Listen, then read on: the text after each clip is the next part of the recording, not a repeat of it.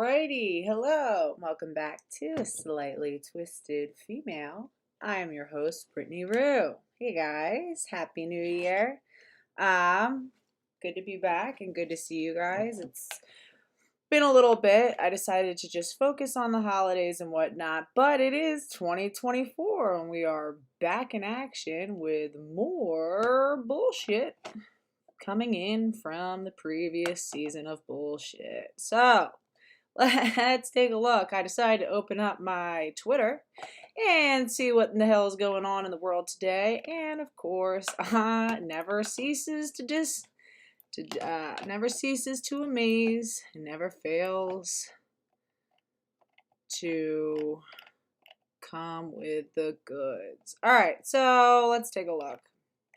This is the one that caught my eye, and I decided that we should take a look at this family a little more in depth. So let's just jump right into it, and I'm going to show you guys what this guy is doing with his family. This is some sort of family blogger. If you guys don't know how I feel about family bloggers, I used to be one very temporarily, and I wasn't didn't have any sort of hardcore following. It was like a midwifery and mommy blog until I kind of quickly realized how creepy that actually is and invasive.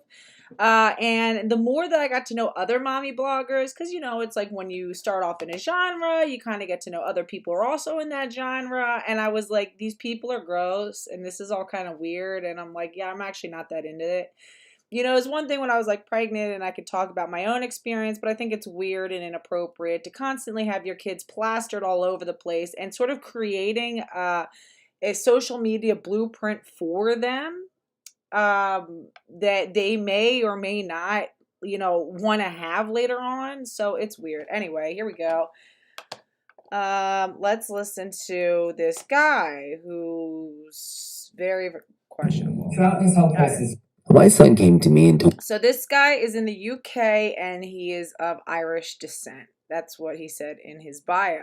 And this is his son who he now calls Edie. So again, we're going to talk about Transhausen by Proxy, and it's actually a great time to talk about this topic for anybody who hasn't been paying attention to Gypsy Rose Blanchard. She was a little girl who was the victim of Munchausen by Proxy, wherein it's Munchausen where you kind of always believe that you're sick. If anybody knows somebody who's constantly sort of manifesting illnesses that don't actually exist, it's sort of like a psychosomatic condition. And then Munchausen by proxy is wherein the adult, typically a parent, and I think it's more often a mother, will sort of manifest and conjure these illnesses, but then project them onto the child. So in the case of Gypsy Rose Blanchard, her mother claimed that she had leukemia. She had said that she had leukemia, muscular dystrophy,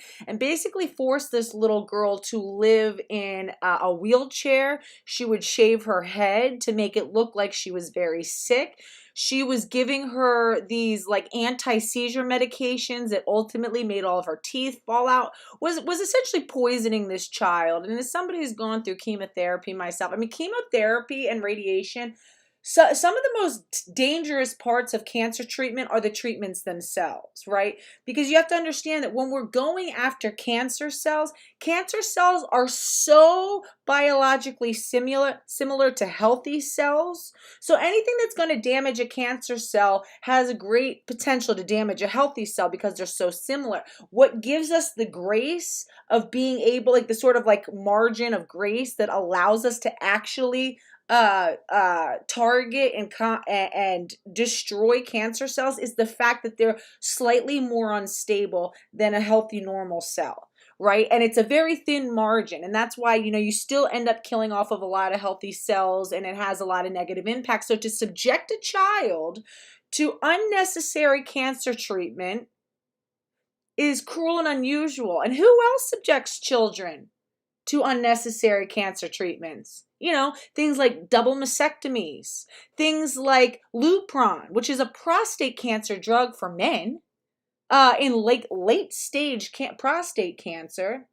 Right. The sort of trans parents here. Anybody who is looking to transition children is subjecting a child to unnecessary cancer treatment. So in the case of Gypsy Rose Blanchard, as she got older, her mom was getting all these like Make-A-Wish Foundation grants. I think they had their like house paid for, and it was all equipped for, you know, these really top of the line wheelchairs. And anytime a physician would start to catch on to what was going on, she would switch doctors. Now, how this was allowed just by the like sort of mom, you know, making claims, I don't understand how they weren't like testing. I don't know. I guess it was a cascade effect where it's like one doctor went along with it, and so then they're just kind of going off of the history of what other doctors had said. I'm not really sure, but eventually Gypsy Rose Blanchard met a man, and who she like, you know, got romantically involved in, and basically wanted out away from her mother, and planned to unalive the mom, and I guess had the boyfriend unalive the mom. And there was so when she was charged with this woman's murder, her mother's murder, and she basically showed that she had there was nothing medically wrong with this girl, who had for years and years and years been subjected to these hardcore Munchausen by proxy treatments, things that were very harsh, and basically being poisoned, right? Because anything that is outside of the necessary dosage is poison. Any medicine that is outside the necessary dosage then becomes a poison.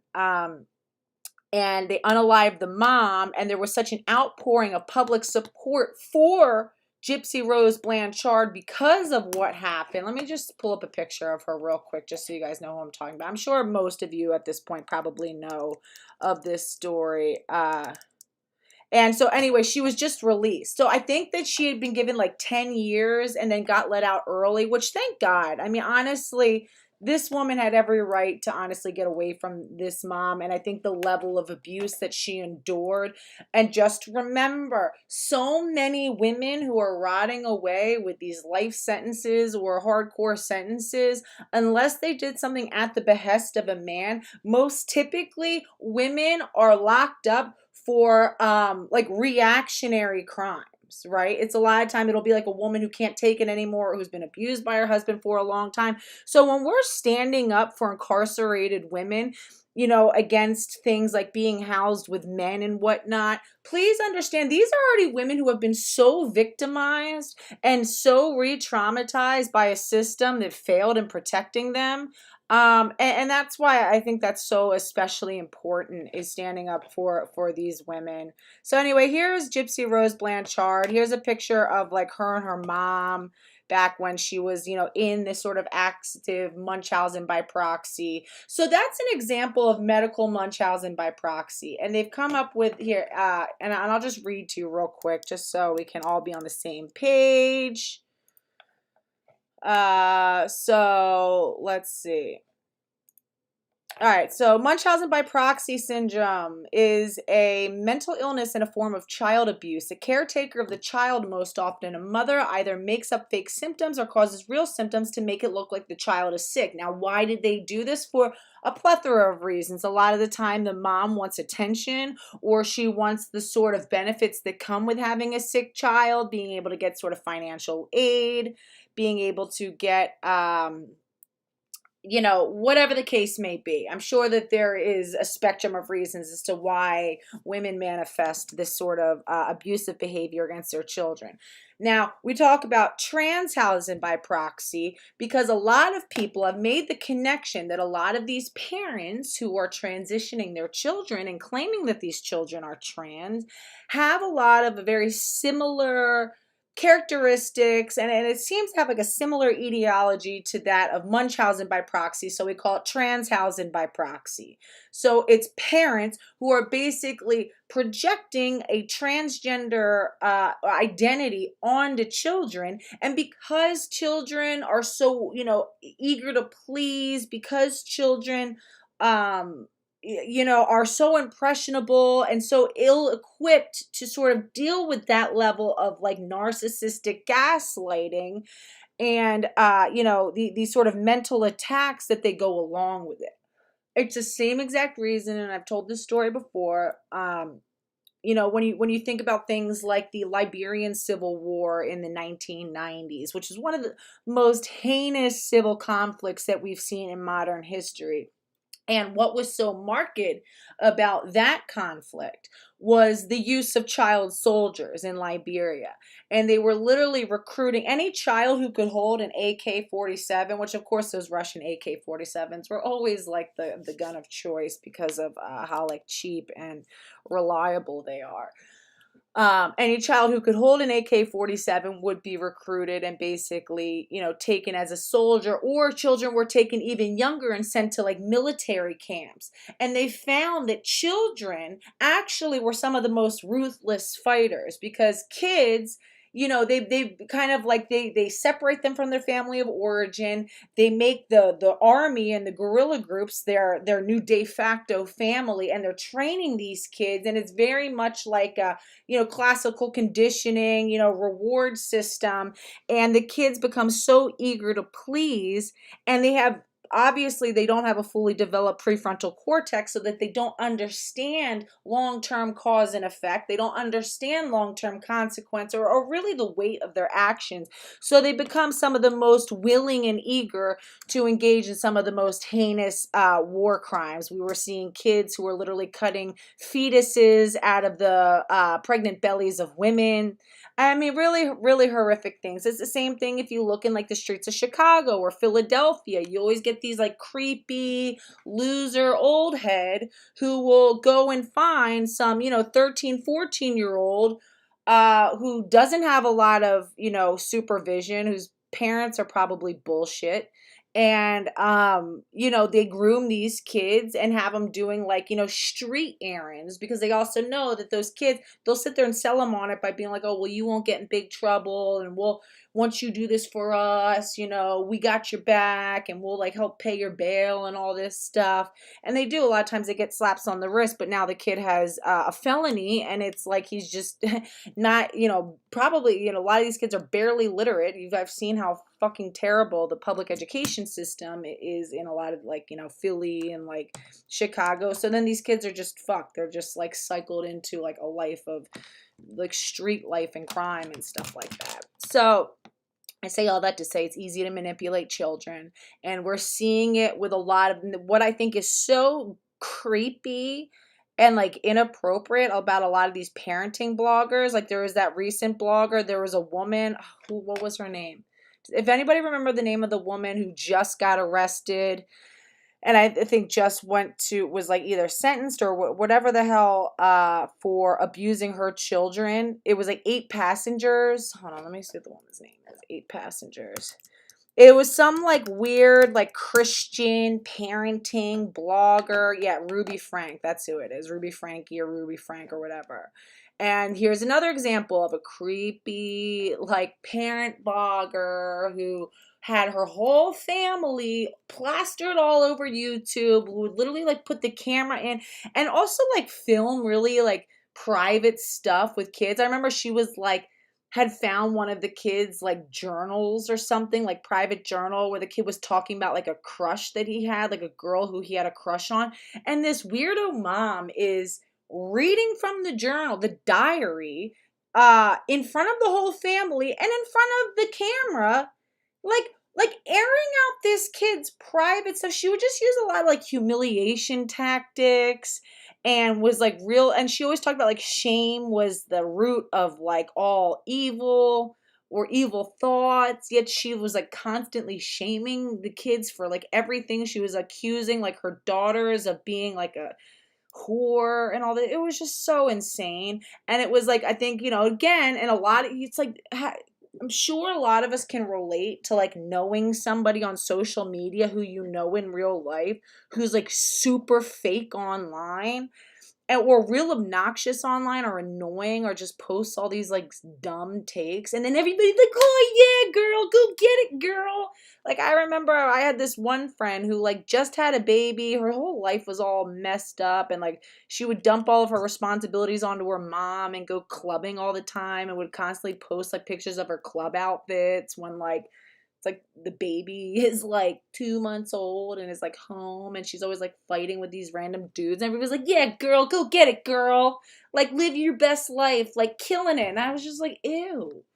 But like, anyway, it's like that sort of thing. It's like where, you get all these idiots who follow these like parent bloggers and like cheering it on. And it's just like disgusting, weird behavior. Same thing with like Jeanette from I Am Jazz. Like, so I wanted to get into this one guy. So let's watch it really fast. All right.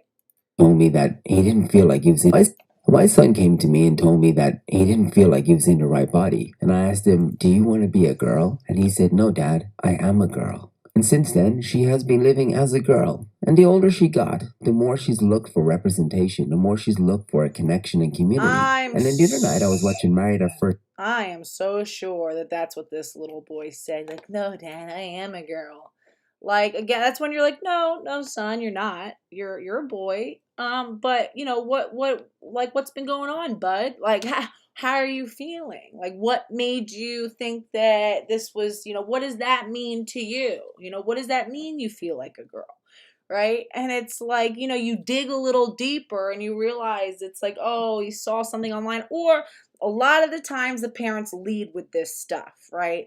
It's like these are the type of parents who probably read the kid I Am Jazz and is talking about like some boys are born in a girl's body and some girls are really born in a boy's body, and it's all it's like, so you start and you plant these ideas in the kid's head, you know what I mean? And it's like these, especially these parents that, oh, what a surprise that this guy has been like trying to make it for years as like a family vlogger on YouTube, and just so happens to have a trans kid.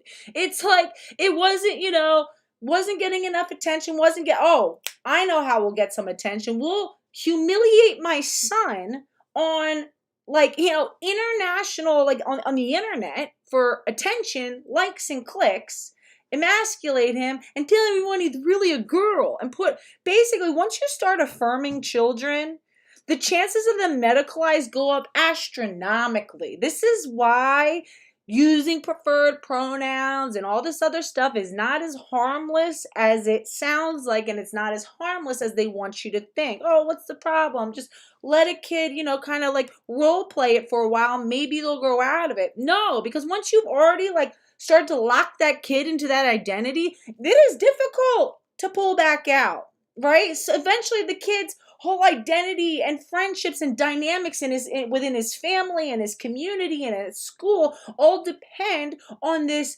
false identity of being trans, and they usually just keep taking the next step and taking the next step, right? It's what happens when you get locked into like a bad relationship, for example. It's like you just keep taking the next step and thinking, well, maybe I'll feel better when I do this, or maybe I'll feel better when I do this. And before you know it, people are stuck in a marriage that they never wanted with, having kids with somebody that they don't even really like, right? Side UK. Edie, come here. I want to show you something. And they had a trans contestant, so I had to call Edie in. When I was about 14, my mum came to my room. She sat on my bed with me. She asked me if I wanted to be a girl. And I said, no, Mum, I am a girl. Wait, she I trans? was born Yeah, in buddy. the wrong body. My parents actually gave birth to a little boy called Evan. What? But I've transitioned into Ella, who I am now, and who I have always been. What? There you go, Mum. That's it.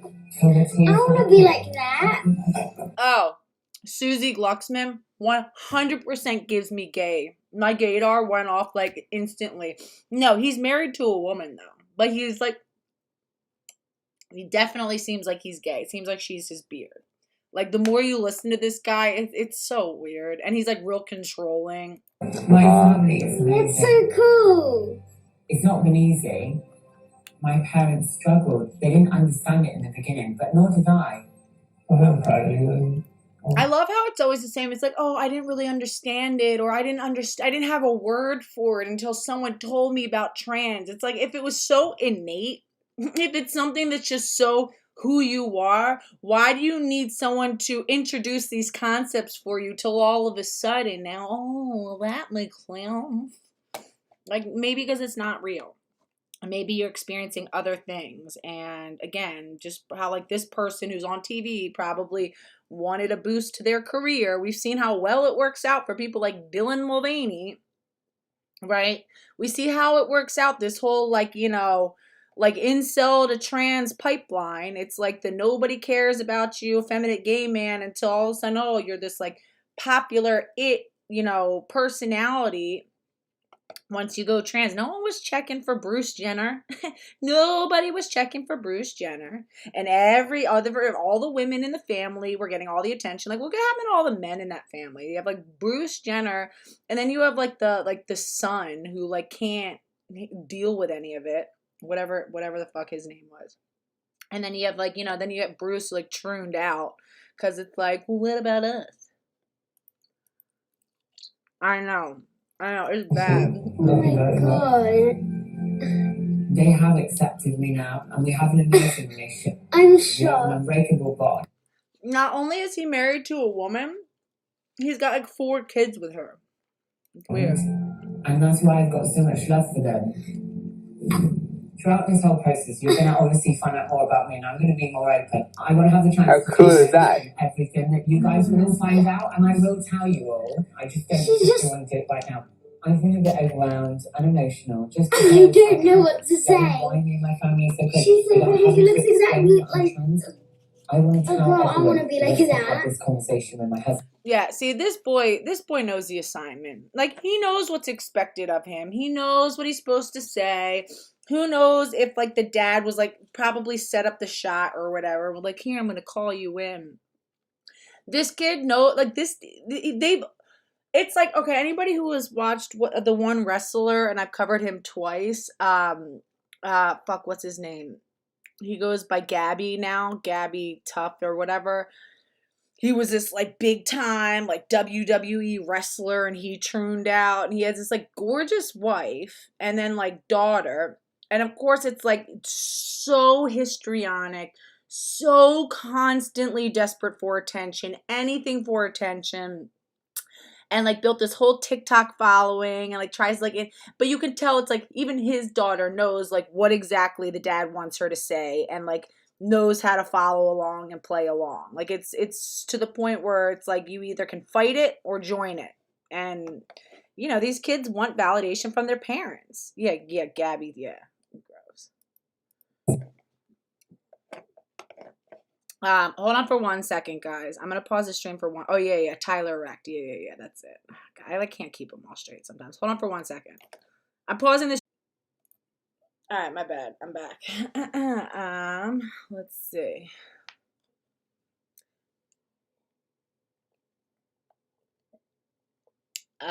So this is not the case of wanting to trans the gay away. Although they do claim that the kid is gay at some point. No. This is a case of somebody wanting to like create, it's like these people who are queer. You know what I mean? Who like so desperately want to be in,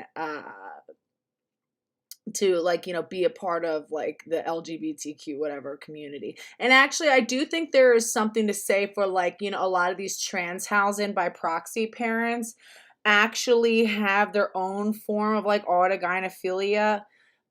Because again, remember, if a man is bisexual, he clearly has some homosexual tendencies. I think that the father definitely has some sort of bisexuality, but being bisexual, like an autogynephilia is bisexual and heterosexual men. That's why like some of these men who claim to be homosexual, I really do think are actually bisexual autogynephiles. They're just like, you know, lean homosexual. You know, because I mean, you eventually have to pick one side or the other, right? So I think a lot of times it's, they're like projecting an identity that they would want for themselves, you know, really similar again to like, you know, the Munchausen by proxy, where it's rather than manifesting it for yourself, you're projecting it onto your child. So, all right. So this is the guy, Irish lad in London. Yeah. So he lives in London. You know, all the tattoos. It's like, what? And he's wearing a kilt here and a pink satin blouse. So this could very well be an example of um, autogynephilia by proxy, right? Like this guy is dealing with his own autogynephilia by projecting it onto his son. Yeah, no, I do think, I just said I think he's bisexual. Oh, Sade's daughter turned out too. That's sad. I didn't know that. All right. Yeah, Jonathan Joly. Let's see. And of course, it's like, so now, as per usual, the trans kid is like the biggest one in the spotlight. Like, look, it's vlogs, and then Edie, and then Amelia, you know? But of course, it's the trans kid. Oh, shit, hold on. I gotta pause it one more time. Pausing it. Sorry. Oh, he identifies as non-binary. Yeah, not a surprise. All right, my bad. Actually, you know, even before I get into this, I want to show you guys a clip that I think is really important to look at when we're all right, this clip. So here is a clip of so it's a little girl, and I think she's like reaching Tanner stage 2 puberty or something like that, which is usually when they want to start puberty blockers. And so there's a family who has brought their child into one of these gender demons, one of these physicians who is poisoning and mutilating young children. And I think that this conversation is very illuminating when we're talking about Transhausen by proxy. Understand, the parents, and if you really watch the parents and the adults all around these kids, the way that they lead with their questioning, the way that they are clearly signaling to the child what the appropriate answer is without saying it. Okay, children are so keen to look at the sort of intonation, the body language of their parents and of the adults around them, and children absolutely want to please, okay? And you know, they're kind of looking around for what the right answer is. You know, not necessarily the true answer coming up from inside of them, but what the right answer is that's desired from the adults around them. And they are very good at leading without directly scripting the child. Now take a look. Eddie Murphy's kid, that's crazy. I think what happens with a lot of these like celebrity children is you have some like totally, I mean, you have what, Magic Johnson's kid now, Dwayne Wade's kid, we have Sigourney Weaver's son trooned out, Cher daughter trooned out. They saying Sade's kid trooned out. I think what happens when you're such an extraordinary parent who is so talented and so, you know, kids are supposed to be able to eventually outshine their parents, right? I mean, that's like the hope, is that, you know, each generation, you know, the kids will do even better than their parents and be even more. And I think when you have a parent who is so extraordinary, who's so well known, who's so famous beyond, you know, and what a lot of these kids might, you know, might be somewhat mediocre. You know, the fact of the matter is, you know, most people are going to be fairly mediocre. And I think it's so hard when there's so much expectation of what you as their child is going to be. And it's like, just because these parents are great at singing or great at acting doesn't mean that they're phenomenal parents. And so I think that the next way to really get attention and to sort of break out of the mold of what they were expected to be in the shadow of this celebrity parent, it's just another strategy to sort of like shake all of those expectations, to sort of like claim ownership over their own life and be their own person that they get to be in control of. And then plus with a side of attention, because, you know, it be like that. All right, hold on. I want you guys to see. That had you maybe feeling worried or... All right, hold on. The more likely it is to persist, and that puberty itself can also be a telling predictor. And I just wanted to see if you were noticing any changes in your body recently that had you maybe feeling worried or sad. Well, okay, listen to what this doctor just said to this little girl who presented to her office with, you know, two parents who are claiming that this is a little boy who's wearing, you know, like stereotypically boy clothes, she's saying, so is there anything else you noticed that, made you feel that was not a neutral question. That made you feel a little unhappy? Let's hear the wording again. Okay, listen to how she's asking this child. And again, a child who's confused about what's going on, who just kind of is being shuttled through by parents and by doctors, and they're doing most of the talking. And the kid, they just check in with the kid for confirmation. Telling predictor. And I just wanted to see if you were noticing any changes in your body recently that had you maybe feeling worried or sad.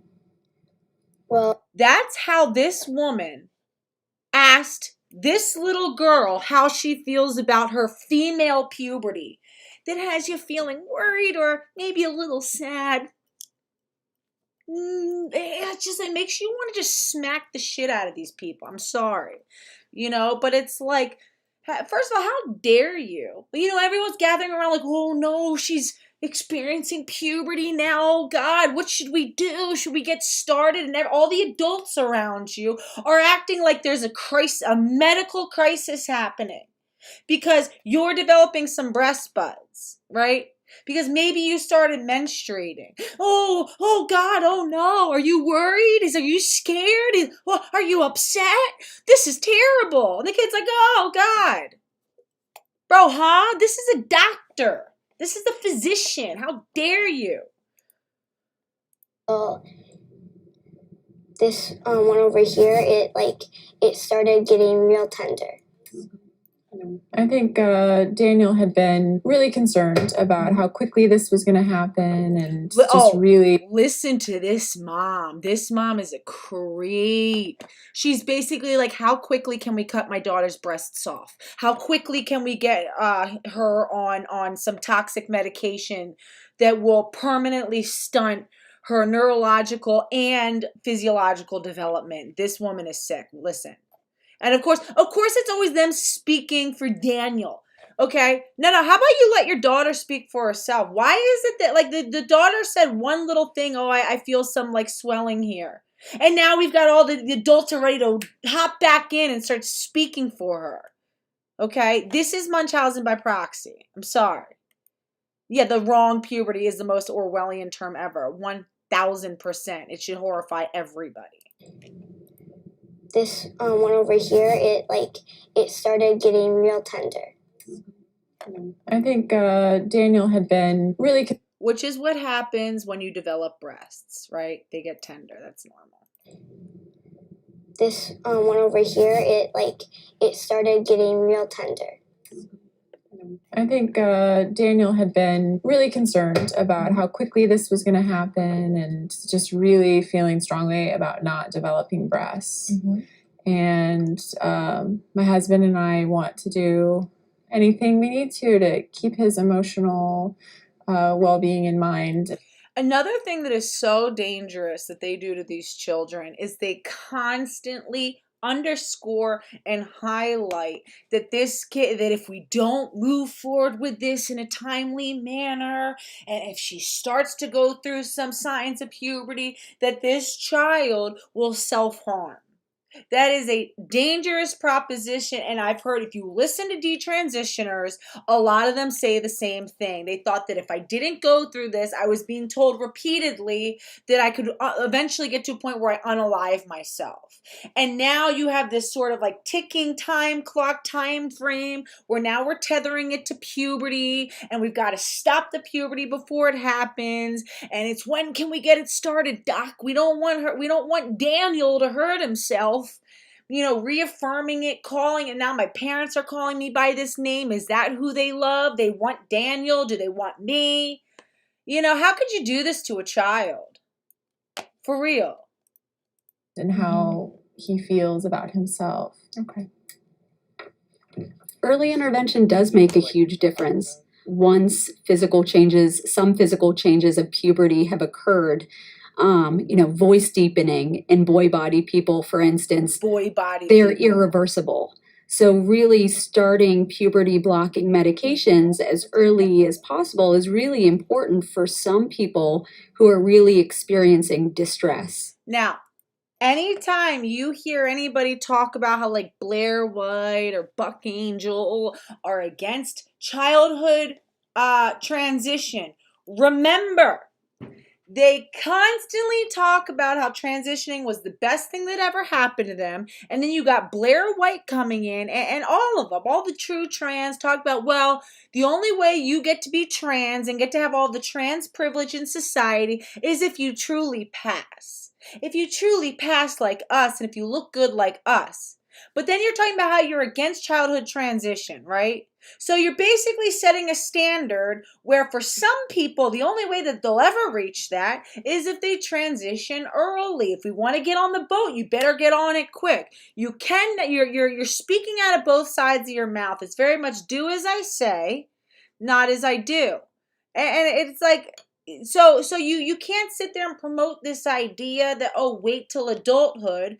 But like they're saying, oh, if we don't get on it now, oh, there's going to be permanent changes and we can't go back and da da da da da.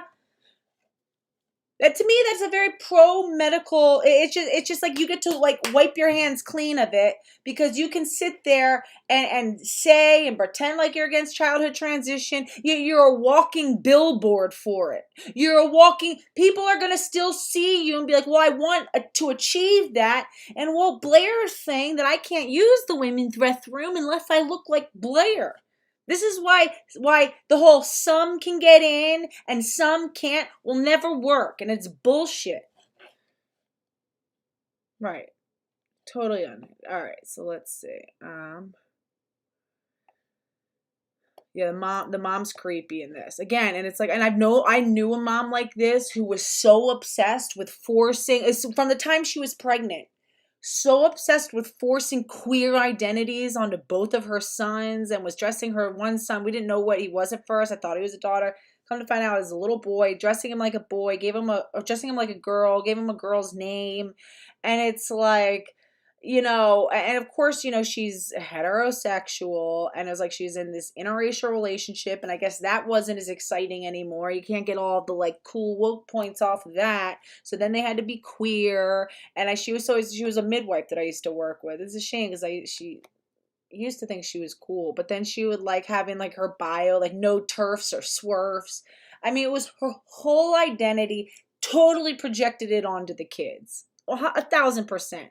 And it was like her whole Facebook and Instagram identity. And then she was like, I'm only serving queer families. It's like, bro, what does that even mean? Like, what does that mean?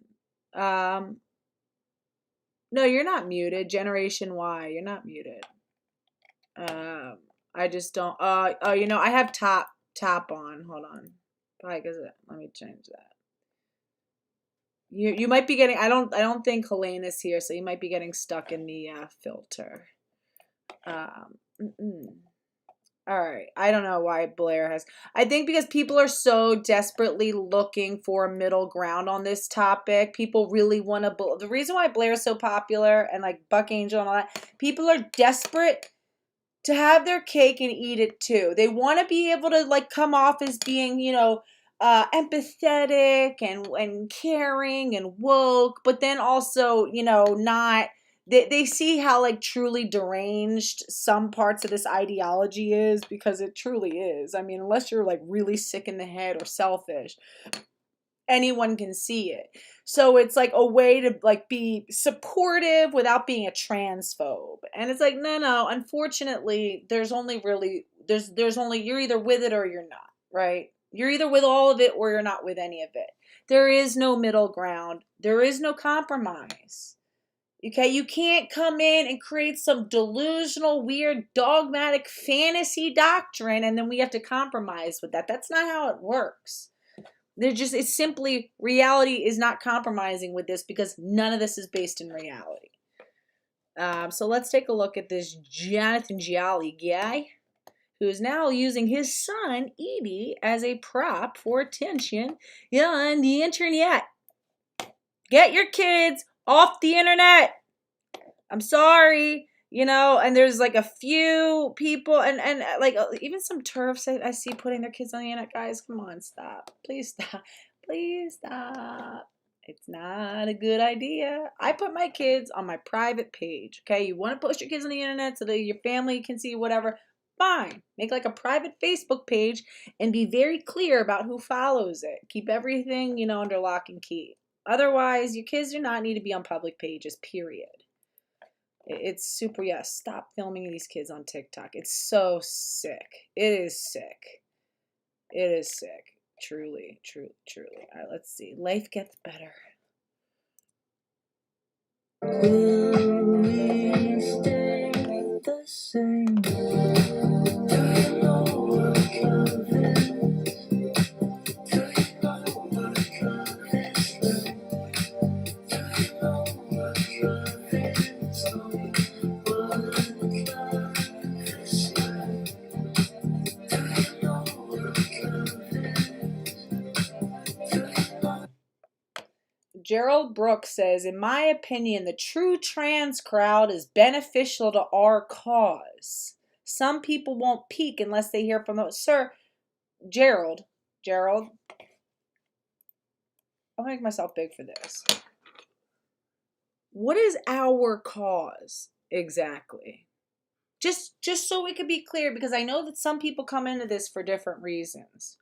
Why would I want a group of people who speak out of both sides of their mouth, who are, in all intents and purposes, keeping the medicalization of mentally ill people alive, and who are going to continue to perpetuate, like, they're the life raft. They're the life raft that will survive the gender critical sort of exodus of all of this trans nonsense. It is a Trojan horse. There's something beneficial to that. If people are too dumb to understand like what's going on, then we're just gonna need to like hammer it on a little longer.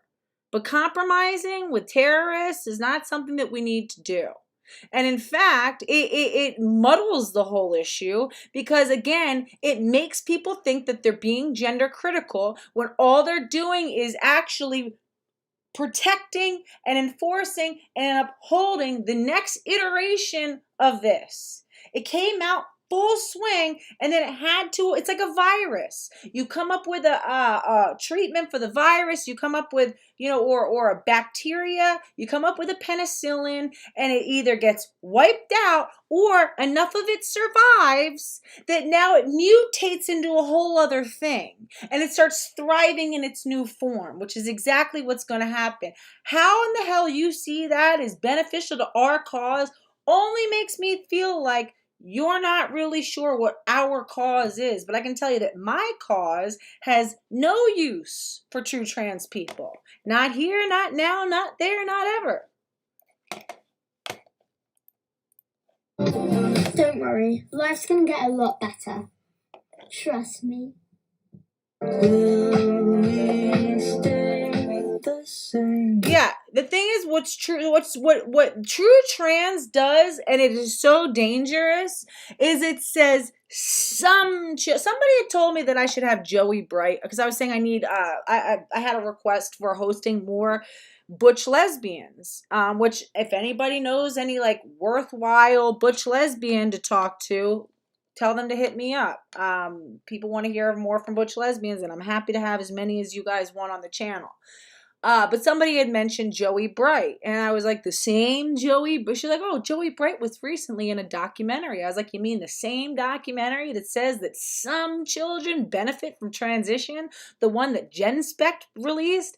Yeah, I think not. Okay? Because whenever you keep a true trans narrative alive, you're telling these people who are super delusional, he said, a lot of people are not truly trans, but some are. You think people aren't going to fight like tooth and nail to fall into that some category when people are that invested in it? If you're that invested that you're going to medicalize your own child, do not underestimate the lengths that some people will go. Also, watching this video, how many people actually think that this young child is now going to have the wherewithal to be like, hey guys, actually, never mind. I changed my mind. I don't think this is really for me. You know what I mean? I don't think that this is a really great idea. So it's like, oh, is this what?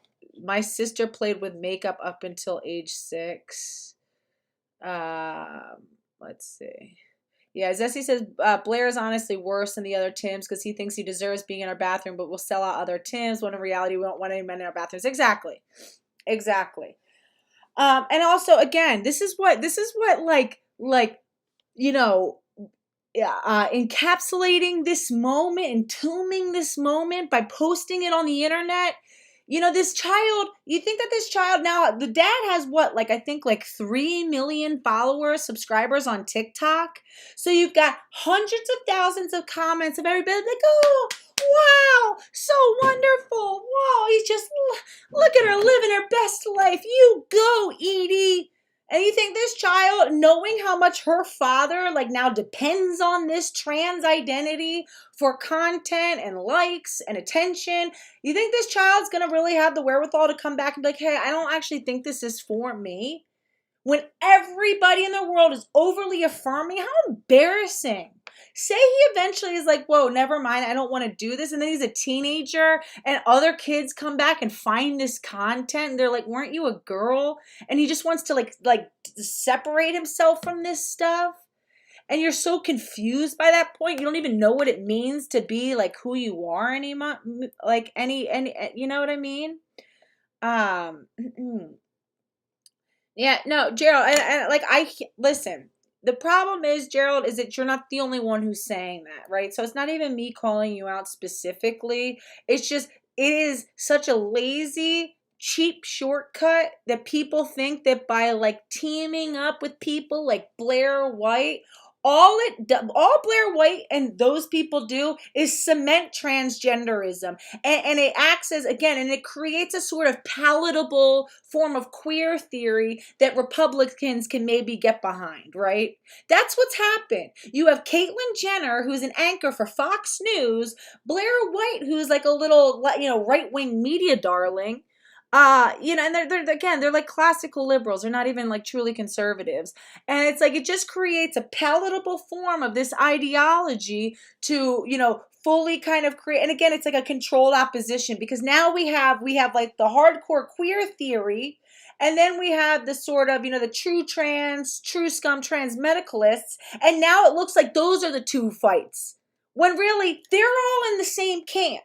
We should never look at them as two parts of two different things.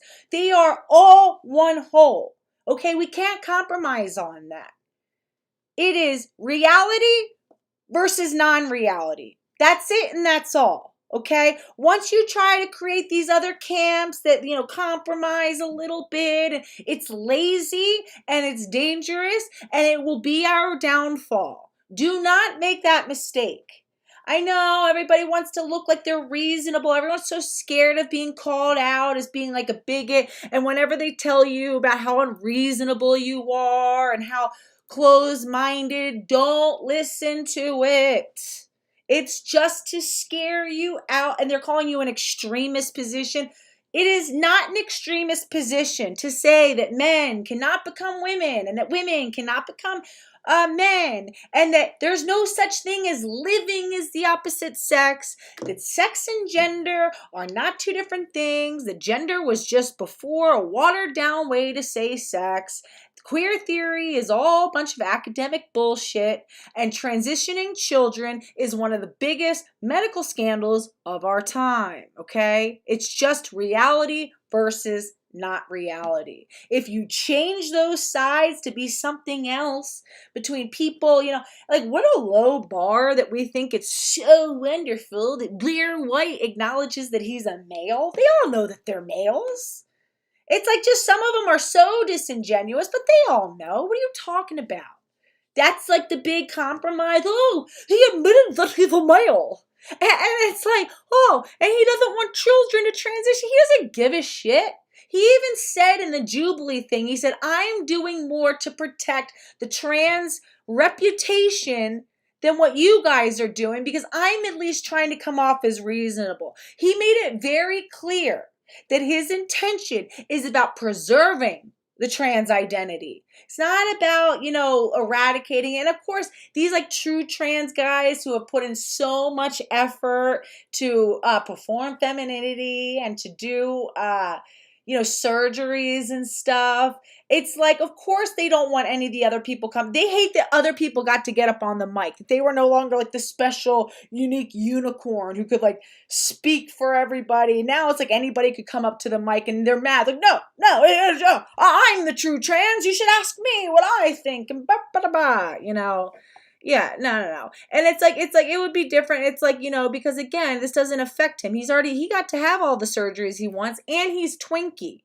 Right? It would be different if like he wasn't some like skinny little like, low bone density twinkle toes that, was able to like throw on a wig and some extensions and get some breast implants. And, as long as you just film from here up and you don't have to look at his android pelvis and his like knobby kneed male legs. Oh my God. It's like looking at him like from here down, it's like it could not be more obvious that we're looking at a male here. Even if you were like maybe fooled from like, the bust up, once you see his hips and his ass and his thighs, that's male. Yeah. Anyway, I love you guys. Missed you guys.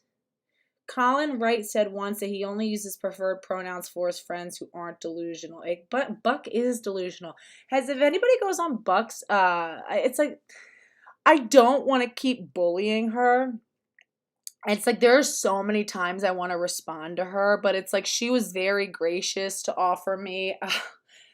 She was very gracious to offer me an interview, and was nice enough to me, and follows me on Twitter, and I don't, you know what I mean? And I also think that Buck has a lot of like, I think I said my piece on Buck, and I don't need to like shoot a dead horse, but man, there are a lot of times when, I want to respond. It's like there's so much hypocrisy that just doesn't make any sense. Like, and it's like she'll sit there and she just clown. Again, they're happy to put other trans people on the altar of the gender critical altar and give sacrifices so that they get to stay as like the little trans pet. You know what I mean? And it's like, it's not making a lot of sense. Okay, because you sound just as delusional. Yeah, my thing about Buck, right. Buck has a lot of, I do think that sometimes Buck is overly nice because she wants to be seen as nice. You know what I mean? I think it can be a little bit of a manipulation.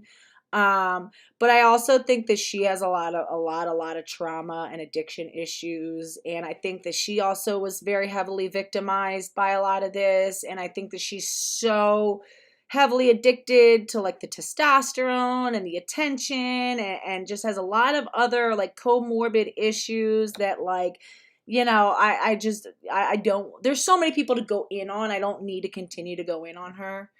Yeah, no, and Alice E says, I have to admit Brittany drastically changed my mind on Blair and Buck. I still don't dislike them as people, but they are lying. No, and that's exactly it. And I've said that a bunch of times, like, we don't have to hate people as individuals to like vehemently disagree with what they're doing. I always said that like, Blair, I used to think was cooler until I really started watching more of his stuff. And he just seems very sad to me and like depressed and like petty.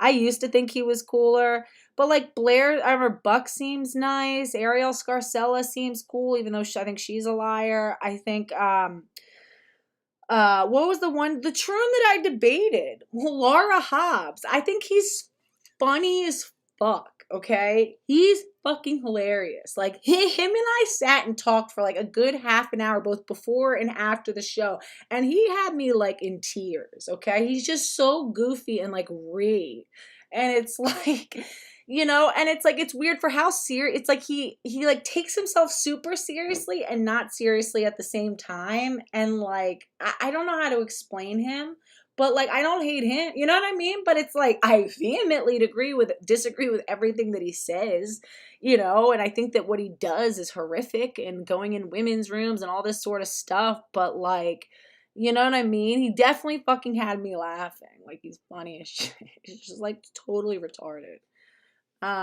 You know, so yeah, it doesn't require that we have to hate people, you know. Laura Hobbs will go back to being a full TRA. Oh yeah, Laura Hobbs is already there. Hey, Laura Hobbs is already back to being a full TRA. Poor Laura. He's just like and it's like, I don't discount the danger that he poses, you know. I'm just saying, like, you in an adult context, like, it was funny. But like, but I'll also fight him to the death on this issue. You know, I'll also never back down. And that's how you got to roll it. We cannot keep buying into the lie that holding our ground on this issue is synonymous with being mean or hateful. We've been told and retold time and time again that being gender critical is transphobic and hateful. And you have to reject that. Do not allow them, because you'll start to make allocations because you don't want to be hateful, because a lot of you really aren't, right? A lot of you are a lot of these ex-liberals who probably originally supported this because they thought it was the right thing and they didn't really understand what we were up against. And then, it's like whatever it was that piqued you guys, you're like, well, now I've realized that I was standing for the wrong thing and I need to kind of, make my voice heard, or whatever the case may be. But I can guarantee that like 99.9 of you are not here and not gender critical because you hate trans people or because you're just like hateful and mean. Okay, we've got to push back against that, because that's just simply not the case. From what I've talked to with a lot of women, they were previously supportive until it's like some pet issue that really piqued them, whether it's the prisons or, whether it was Loudoun County or it was the sports or whatever the case, until you saw that it was having real world consequences on real world people and that just simply weren't fair. Okay, but you do not allow them to conflate for you that holding a hard line and keeping a hard line position is somehow tantamount to hatred, bigotry, or transphobia. Okay, those are only meant to knock you off your square, and it's meant to be a thought-ending cliche. It's meant to stop you from thinking further and then have you mentally waste time about how to prove that you're not hateful. You have nothing to prove. Okay, there's nothing inherently hateful about being gender critical.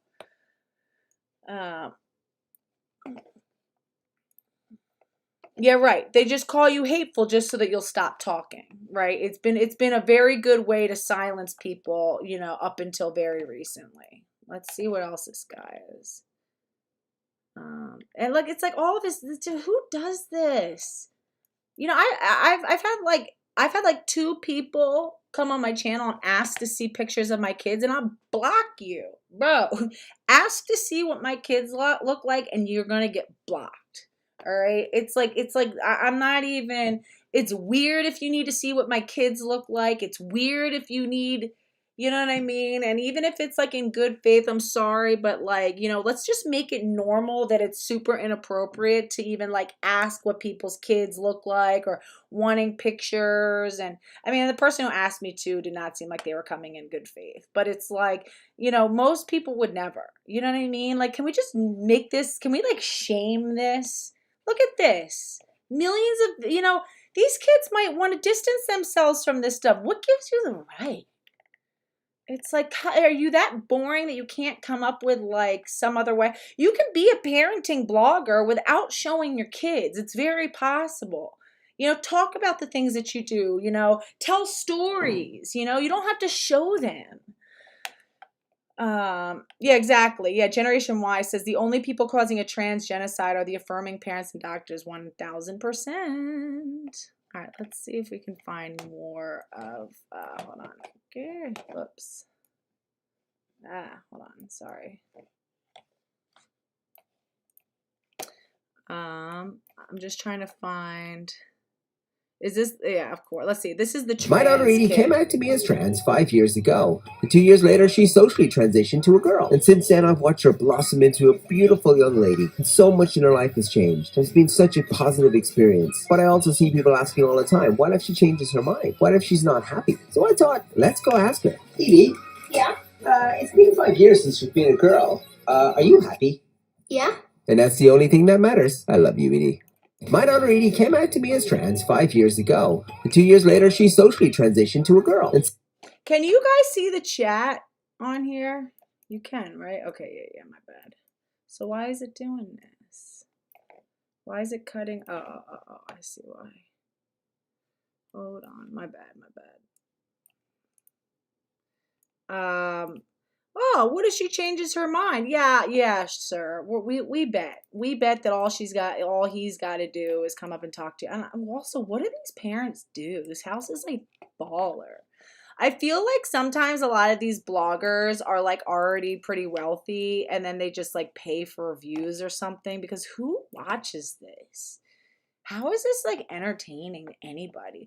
And it's just so gross. It's like this weird humility. Oh, let's see. Oh, let's read some of the comments. The comments are always illuminating.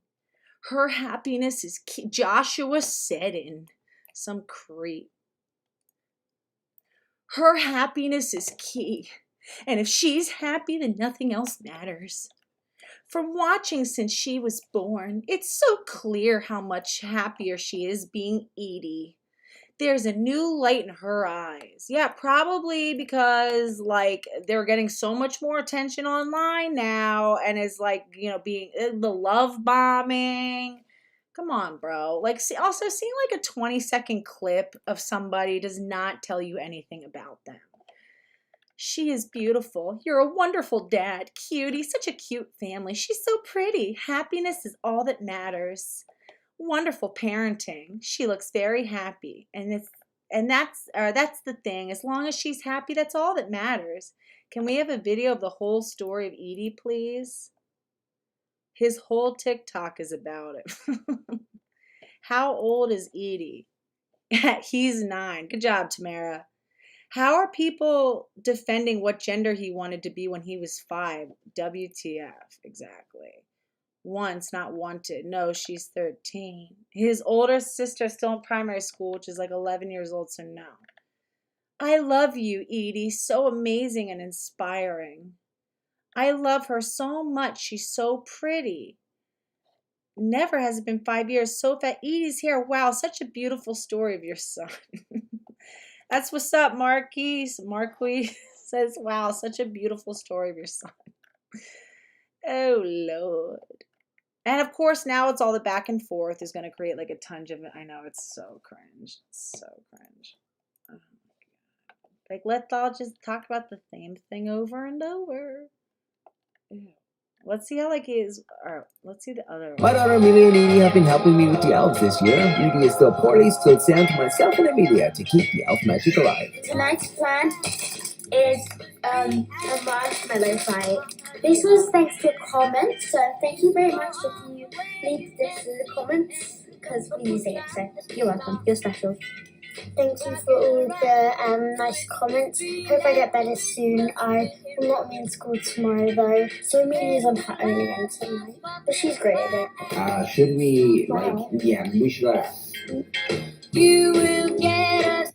Why is this little boy wearing makeup just routinely anyway? Like, you can see he's wearing mascara and stuff like that and has his like eyebrows. Like, this guy is creepy, and he's already like media training the children to like sit there and like, you know, like beg for likes and beg for subscriptions.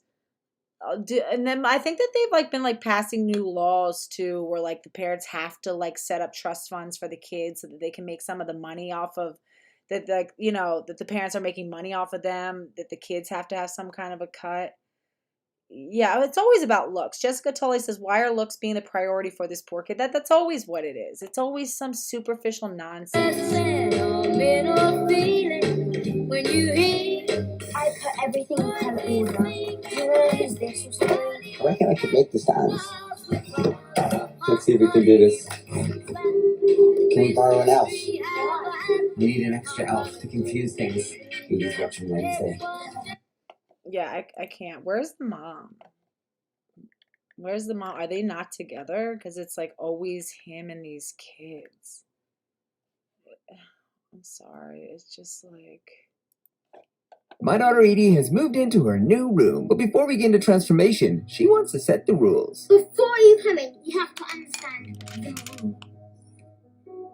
Rule number 1, it's my room. You can't say get out, because it's my room, not yours. You get out. Number 2, you cannot swear at me. I can swear at you. Okay? Rule number 3, you cannot say get away, get away. You cannot say it in my room. Now, you cannot say shut up. Problem of what also makes this so dangerous is that, children, prepubescent children are already so androgynous, obviously, because they haven't, had the sort of first round of, well, I guess the third, so by the time you reach like puberty, what we know is puberty, kids have already actually gone through 2 stages of puberty, and one of them happens prenatally. That's why anybody who says, for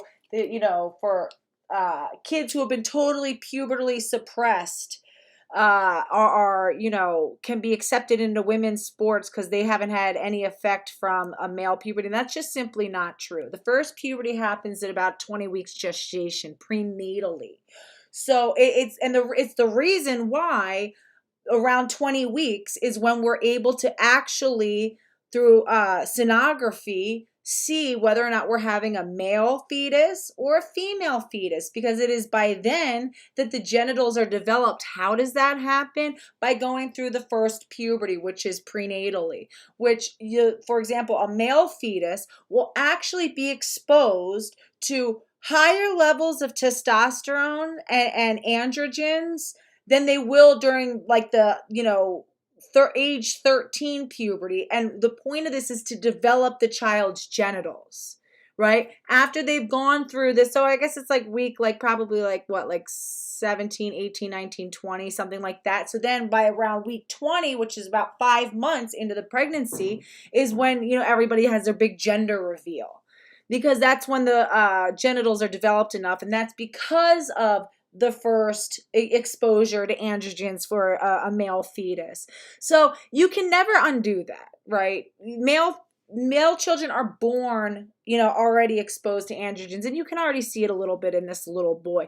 However, in terms of like face structure and, our like the further sexual development and stuff prior to Tanner stage 2, which happens, at around like age 11, 12, whatever, kids are fairly androgynous looking, right? And not completely so, but it's so much easier to sort of do the old, bait and switch with a little boy. Now, what's going to happen, however, once that child starts going through puberty, is when all of a sudden it's like all of the gaslighting and the lying to this kid starts to become distressful. Because now the kid's not so cute anymore. He's starting to grow some facial hair. It's not as cute. It looks now starting to actually look creepy, seeing this little boy in, cross-dressing. I mean, fetishistic cross-dressing. You're having your son wearing literal fetish gear in a day-to-day basis, and you're a father. You're a father. To me, this screams Transhausen by proxy, like autogynephilia. So it's like autogynephilia by proxy. It's horrific. Shut up to me. Or I'll call you a musty, crusty, nasty rat. And last one, roast. I can roast you. You can't roast me because there's no point. Why is he wearing makeup? Better. Do not jump on my bed. Now, I'm not gonna lie. I do let my girls play around and put on lipstick sometimes, but I do not I don't understand being able to justify letting your kid put on mascara. Mascara is so bad for you. I know I wear it. It is so bad for you. And it's like a kid does not need to be putting mascara in their eyes, period. That's not like, oh, I'm just trying to be fun and funky and paint my nails or wear jewelry or, some lipstick that you can easily wipe back off. But it's like that's no longer just about like exploring and playing. Like that's literally for like vanity, you know? And it's like I need to alter my look.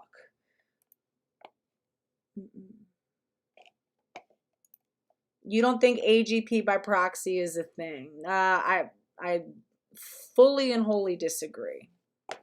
Fully and wholly disagree. Like here's another but I know Mandy, you've been on this big like contrarian thing recently, where you're just trying to be contrarian about like every point. But let's see. Here is one example of like, here's another example of, you know, Transhausen by proxy. So Transhausen by proxy, again, I might have to just to do a pre-recorded video where I gather all of the clips that show very clear, like Transhausen by proxy, like a Munchausen by proxy with a focus on trans, between parents. And I think that fathers have different reasons to do it than mothers.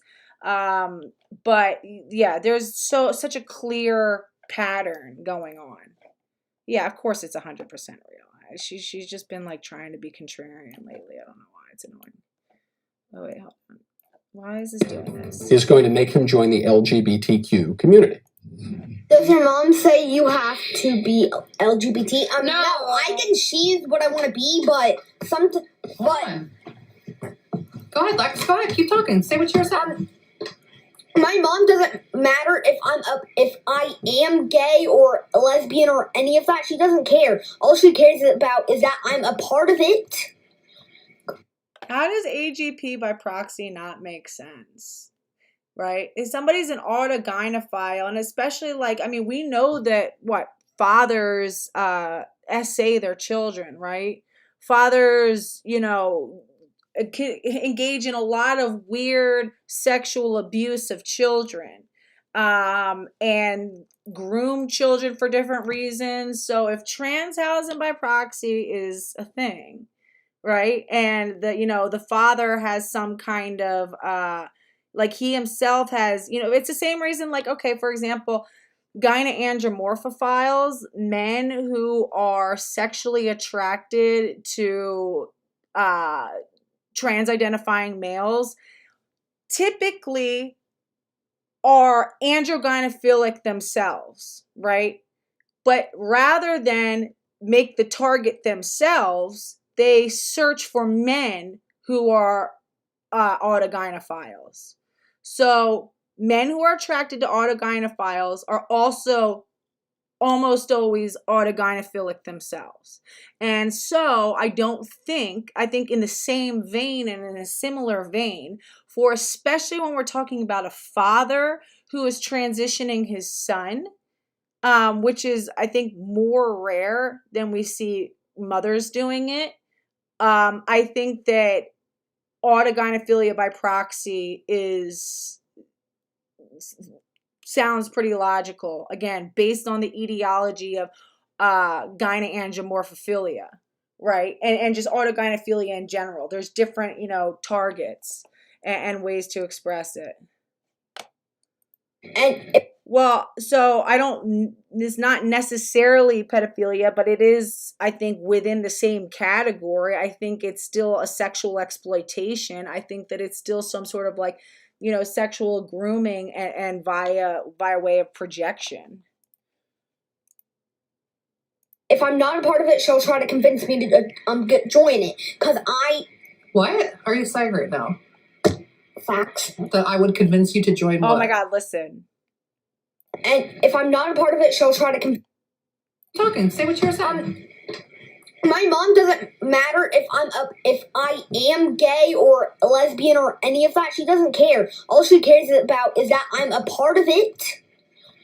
And if I'm not a part of it, she'll try to convince me to join it.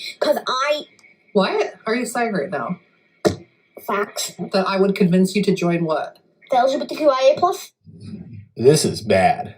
Obviously, we're blurring the kids' faces, unlike this abusive mother who's putting her kids on the internet for her own edification and pleasure and gain.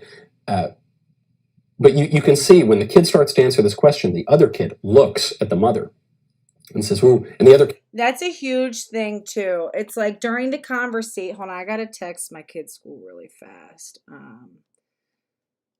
Like here, hold on. While I'm doing this, I'm gonna let you guys here. Just listen to him for a second. He puts his hand. He says, maybe don't answer that." And the kid says, "No, it's okay. It's just my mom. She doesn't care if I'm a lesbian or gay or transgender or whatever. She just wants me to be one of them. I've just got to be part of it. I've just got to be in some way part of the LGBT community." And then the mother says, "Wait, hold on." She realizes this answer is not going the way she wanted it to when she put her kids on screen. And she says, "What are you talking about? What are you saying?" And he says, "Facts. Obviously you want me to do that." And so this was put out by Libs of TikTok, which is now reporting that the mother is apparently quite involved in the LGBTQ community and has some kind of... And I've seen that. Like I said, the one example in my life, I had a friend who I worked with, and it was like she always needed some sort of attention. Like at first, she had these like huge long dreads, and she was in like an interracial marriage. And, you know, I mean, you guys, my boyfriend's black. So like, but like, I'm just saying, like, it just, some people do stuff where they like always need attention. And it's like, she like, first she was like this big, like pro-fat activist. And then she was all about unschooling. So she pulled all of her kids out of school where it's like not even homeschooling, where they're just like living. And it's like just like really like using her kids as like a social experiment, and then like real obsessed with like calling themselves queer, even though they're really just like a normal married couple, heterosexual couple who conceived heterosexually, and like always talking about like no turfs, no swerfs. And again, projected this like queer identity onto her kids, but she didn't get into it. The thing is, it's funny because she had an older son who was already had enough of like, had developed a sense and identity by the time she got really into like the whole queer theory stuff. And she tried to like push it onto him, and he like wasn't having it. You could just tell, like, as she overblogged like her whole family.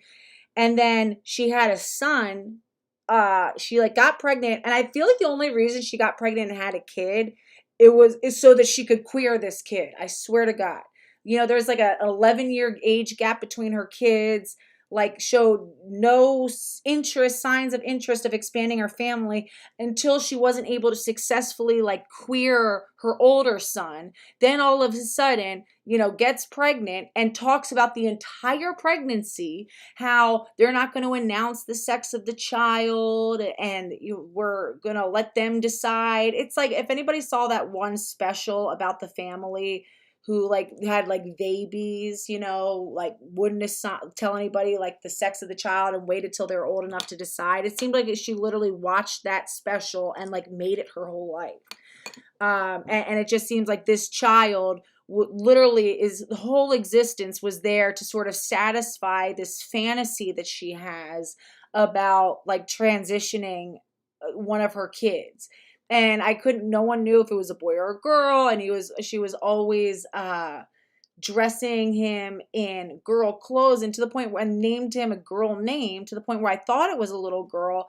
And then I think at one point she slipped and said something, which like let me know that it was actually a boy. And I was like, what the fuck? And it was just so sad because these kids had like no privacy, and she's over blogging them and talking about their identity and constant gender crap. And it's like, the level of like obsession and projection that some of these parents get wrapped up into and these kids get sucked into. And then it's like, once you've gone so far with it, there's like a level of shame. It's like you're embarrassed to almost pull back and be like, yeah, maybe I went too far. You have to like stand by it. No, social media is absolutely like a drug. I mean, it is. It has a very similar impact on the brain. You know, especially if you're prone to addiction and stuff like that. It's sort of like the algorithmic sort of, you know, dopamine reward system. It's like every like, it's like a hit of dopamine. Every, you know, it's another hit. And that's why these algorithms, whether intentionally or not, by their very nature, will spiral us off into the most bizarre and attention grabbing. And I've said this before, right? You're not going to get a bunch of accolades for just like, hey, I did my homework today. Hey, I'm just a normal kid who, you know, is limited with how much screen time I get. I went outside. I played with some frogs. I did my homework. I helped my mom in the kitchen. I played with my little sister for a while. I got in trouble for making a mess, or, and then my mom read me a book and I went to bed. Right? That's not going to get all the accolades and the attention and the interest. So if you're just a mediocre person who doesn't have some special skill that you can show off, or doesn't have a lot of personality, and especially if you're not, if you don't feel like you're very seen in your personal life, you can create yourself to be somebody online that will garner a lot of attention. And most people are not that creative. They're just going to look to see what is getting the most attention across the internet. And it was and what was so easy? Trans. Because you don't have to prove it to anybody. You can just say that you're trans. It doesn't really require anything. It's just make it up as we go along. And then you can take it into these far out extenses of the world. You can go to doctors and get stuff medically covered, and you can cover that in your content. And, you can talk about how you force it down everyone's throat, and you just keep getting, more attention, not just from the people online, but the people in real life.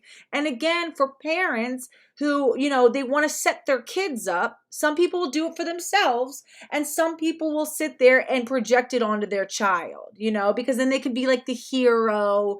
We hear all these stories again. They used to always tell us all these stories about, parents who are kicking their gay and trans kids out because they're gay and trans and all this, and parents aren't accepting them. And of course you have all the moms online who it's they have this idea of themselves as the hero who will come be you know what? If you are not welcome in your family, I can be mom now. I'll be your mom. And it's ew, how fucking creepy and inappropriate are you?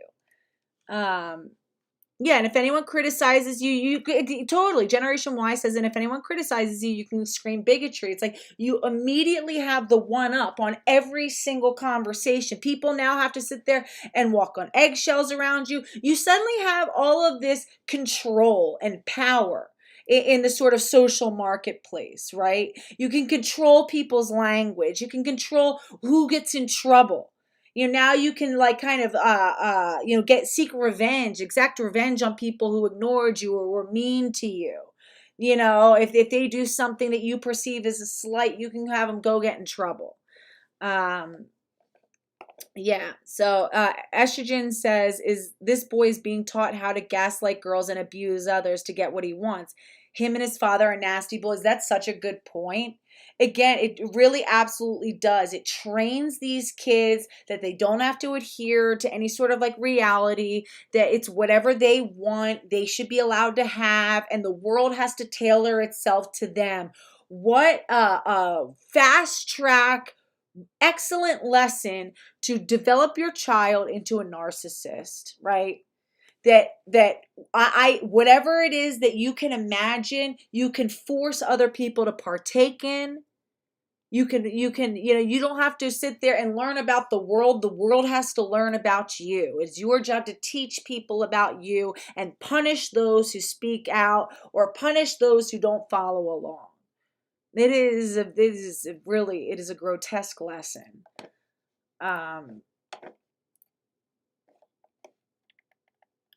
And I don't think that this is, and they always say, oh, effeminate. I'm sorry, but no. It's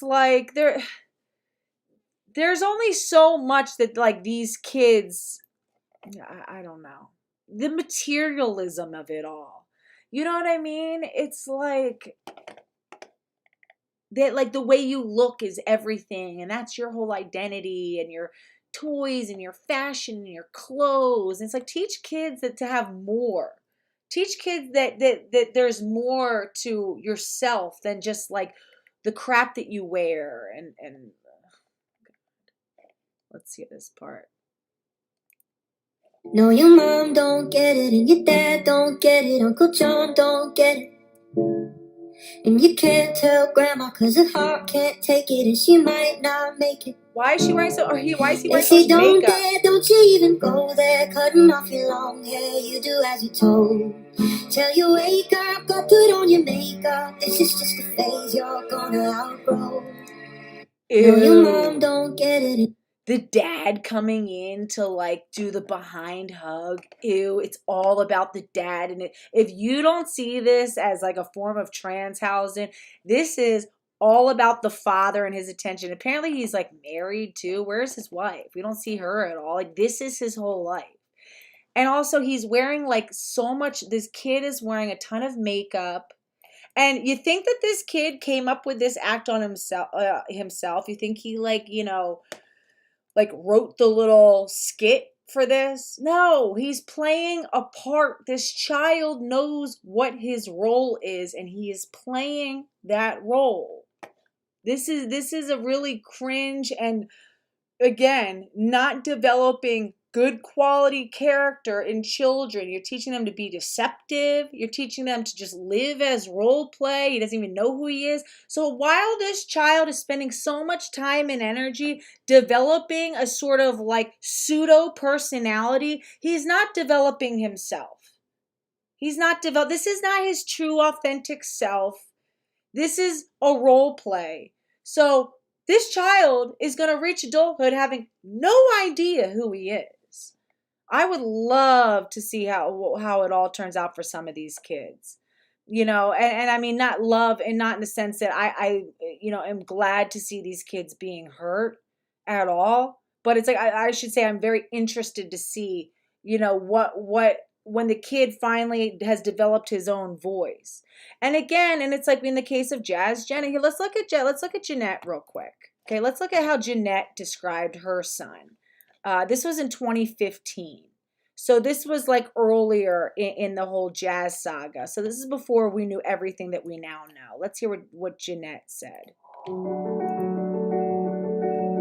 When Jazz was like 3-ish, 4, she would want to go to school dressed as a girl, and I would say, you know what, Jazz, people are going to make fun of you. We have to put you in your boy clothes. I'm really sorry, but it's important for you, you know, not to be bullied. And she just fought. She would just lay in front of the door. I don't want to go to school in these clothes. Please. Why would you sit there and tell a child, like, no, you're going to be bullied. You have to wear your, you know, boy clothes and stuff like that. You know, I think there's such a difference. And especially when, like, so, like, during the whole, like, Phil Illy thing and everybody's, like, debating the thing of, like, men wearing women's clothes. Again, we have to remember children wanting to wear different clothing for different reasons is very different than grown men who know what they're doing, you know, going out and cross-dressing and stuff like that, right? You're telling this child he's going to be bullied and basically saying that the only way he would be allowed to wear that stuff or would get away with wearing that stuff is if he was really a girl, right? You're kind of giving him like the condition that, well, if you want to do this, it's only, you know, only if you're a girl. You know, you can always just say that, like, you know, there's a certain level of a dress code, or, you know, you can wear that stuff at home or wear what you want to school. You know what I mean? Just like, don't make such a big deal out of it. Don't give him a whole speech about how, like, oh, these are really for girl clothes. He'll figure it out. You know what I mean? And if it turns out that the kids are bullying him, it can do one of two things. It can either discourage him from doing it and he like no longer is interested anymore, or he still wants to do it and he kind of holds on to the conviction of wanting to do it. And you just have to kind of like, you know, whatever. Then you can sort of talk about like norms and whatnot. But like when you already kind of like creating this precursor and this speech and all this sort of stuff, and it's like, well, let me see what the clothes looked like. It's like, what are we even talking about here? You know what I mean? Mommy, don't make me wear these clothes to school. And it was heartbreaking. Jazz came up to me in the bathroom with the ponytail holders. And she wanted me to braid her. Oh, I didn't know that. So Muds Kipper says Jazz's cousin Debbie got Jeanette in the cult before Jazz was even born. I read her dissertation on sexology. The kid never had a chance. Jazz was lied to, sacrifice. And that's such a good point because we always hear about it from the parents, right? We always hear about it secondhand from the parents about how the child, it's like, I'm sorry. I know that we always hear stories of how kids are so hooked onto clothes that they want to wear. But why has that never really been my experience? Okay, as a mother who's raised 4 children, and as a somebody who I worked as a midwife for a long time, which means I was working with some very crunchy granola, like earthy parents and things like that, who have totally been fine with like giving their kids gender neutral clothing or letting them try out different clothes and stuff like that. I've never met kids who really take clothes as seriously as adults. It really makes me question how much of this is true and how much of this is just Jeanette telling us the whole backstory that she wants us to know. Maybe he did want to wear clothes, but it's like let's look at how they might have been encouraging different things, right? Like how I would like to actually see some of like the real footage. And then by the time you hear it from the kid is already so rehearsed that they're literally looking at mom, looking back at camera, looking at mom and saying line for line what we've already heard exactly from the mom. I'm sorry, even like my girls who were like girly girls and stuff like that, it's like they also, it's like they never they were always fine still wearing hand-me-downs from their brothers. It's like they always act like clothes are like the end-all be-all for kids, and that hasn't been my experience. Yeah, just sounds convincing if you don't think about it with all the other trans mantras. No, so much of it is just don't think, just take their word for it, and there's no other, you're not allowed to propose any other. Her recount isn't even consistent. She changes the story all the time, and this is also true. This is why you really got to take these parents with like a massive grain of salt. To make the ponytail, so I made a part and I put the 2 ponytail holders in her hair. And I told her she looked like a beautiful little girl. She wanted to know, can girls play sports? Why would you tell him that he looks like a beautiful little girl? When my son was little, he used to grow his hair out, and I used to put his hair up, and I used to think it was cute.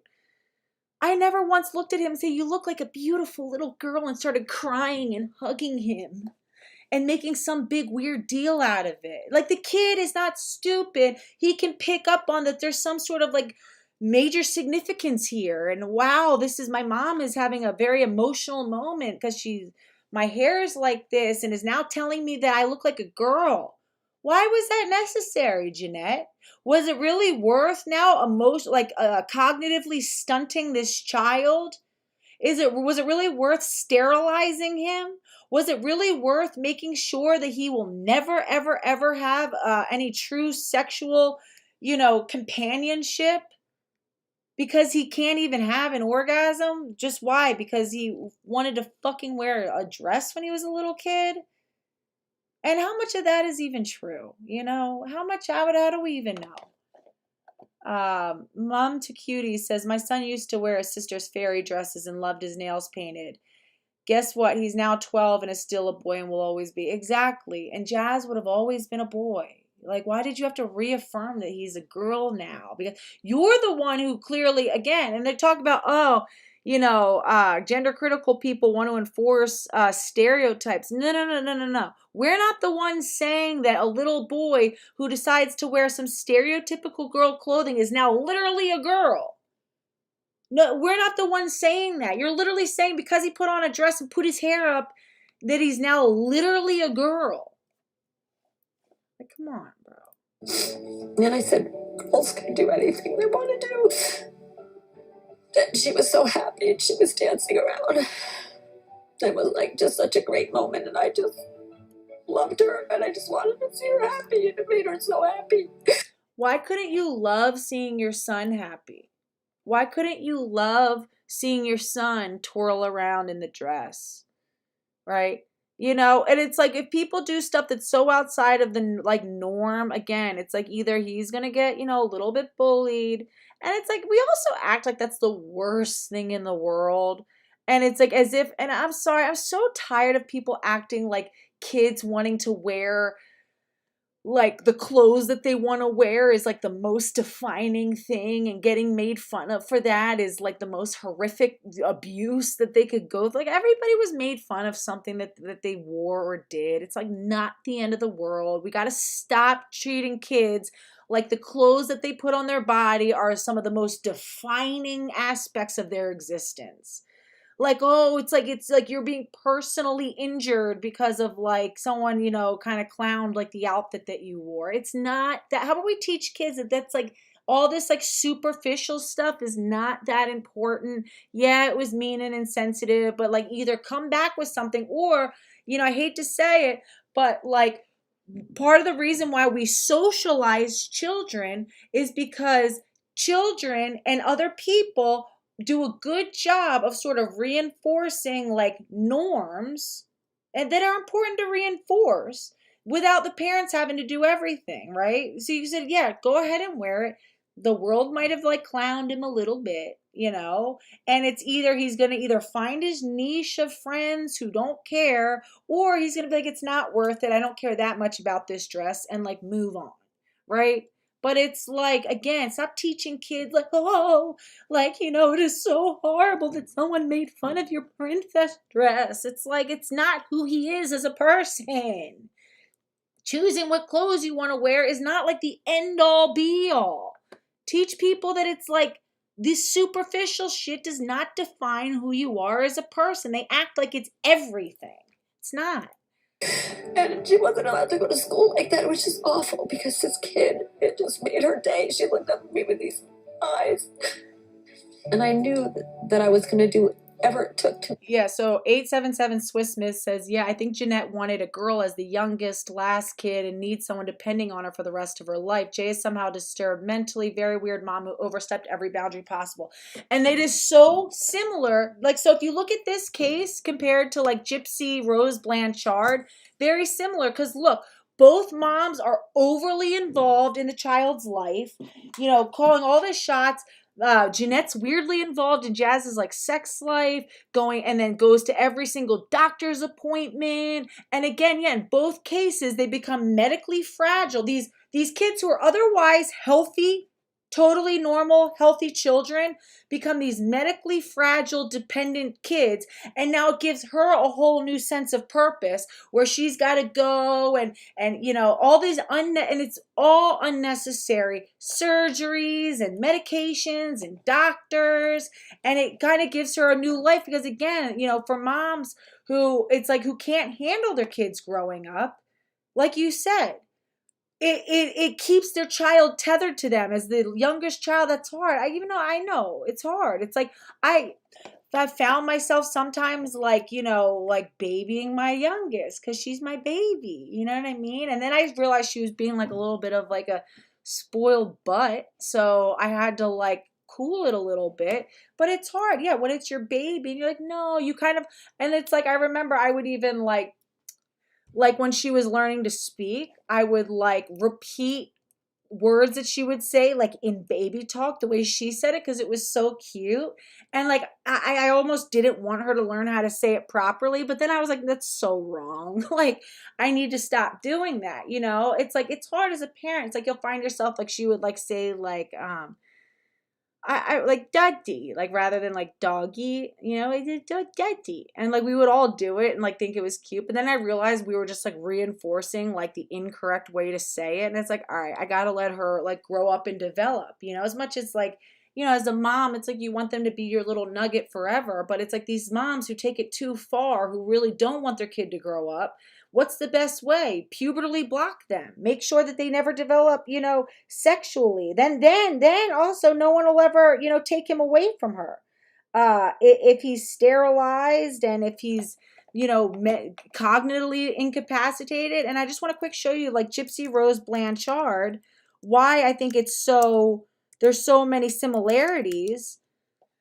Because again, it's like this medically healthy child who would have, as she grew, become more and more independent, more and more mature. And it's like the mom would start to lose control over this child and wanted full control.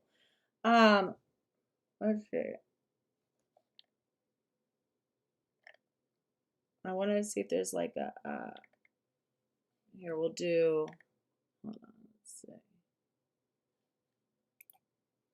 Bought these new shoes. She's just out of prison and going shopping. It's the first video of Gypsy Rose Blanchard with her husband after she was released from prison in the pre-dawn hours today. Do you have any plans? Lots of. Gypsy Rose Blanchard was a victim of Munchausen syndrome by proxy, a condition in which a parent fakes or exaggerates a child's illness to get attention. In Gypsy Rose's case, her disturbed mother tried to convince everyone the girl suffered from leukemia and muscular dystrophy. Fed up with years of unnecessary medical treatment, Gypsy Rose got her then-boyfriend to stab her mother 17 times. They later posted a Facebook message saying that blank is dead. The boyfriend, Nicholas Godejohn, got life. Gypsy Rose got 10 years. Now 32, Gypsy Rose was picked up by her husband in a Cadillac when she was released. I'm just so glad. Well, I'm so glad the boyfriend, I do think she deserves some time. Like, I think it's correct that, you know, she did face some sort of punishment, but I'm so glad that they gave her a chance at life, right? That they gave her, you know, time to kind of like sit down and whatever, but that they didn't take this young woman's life from her. Her mother was abusing her. And yeah, and again, it was the boyfriend who did it. So it's like he was also just looking for a reason to be crazy. I just want to see if we can see how the mother was. Hold on, Rich. Let's see, Munchausen. Let's see. Oh, anybody who doesn't watch Dr. Grande right here, he's the best. This guy. It's fun. I've seen like some of my followers under his videos. I'm like, what's up, squad? What's up? The Twisted Tail. Oh, let's see.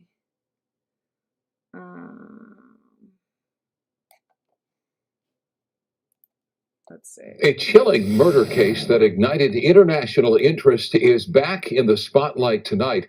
Gypsy Rose Blanchard, who conspired to kill her mother. She'd absolutely be dead. We've seen a lot of times these Munchausen by proxy moms will eventually kill the child.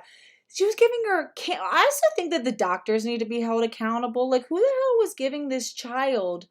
Oh, they had another thing where she would, what was she doing? The mom was, every time she had to get her like teeth checked or something, the mom would give Gypsy Rose this medication that would make her salivate to make it look like she was drooling and had no control over her salivation, to the point where they actually convinced the physicians to remove her salivatory glands.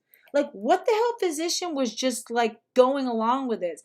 Hey, Karen Davis is in the house. What's up, Karen? Happy New Year, my dear. I know, it's Dr. Grande. Good. Karen likes Dr. Grande too. I saw like a few of my followers like, what's up, squad? I love Dr. Grande. He's so like boring and not boring at the same time. It's like such a slow burn, but I love him.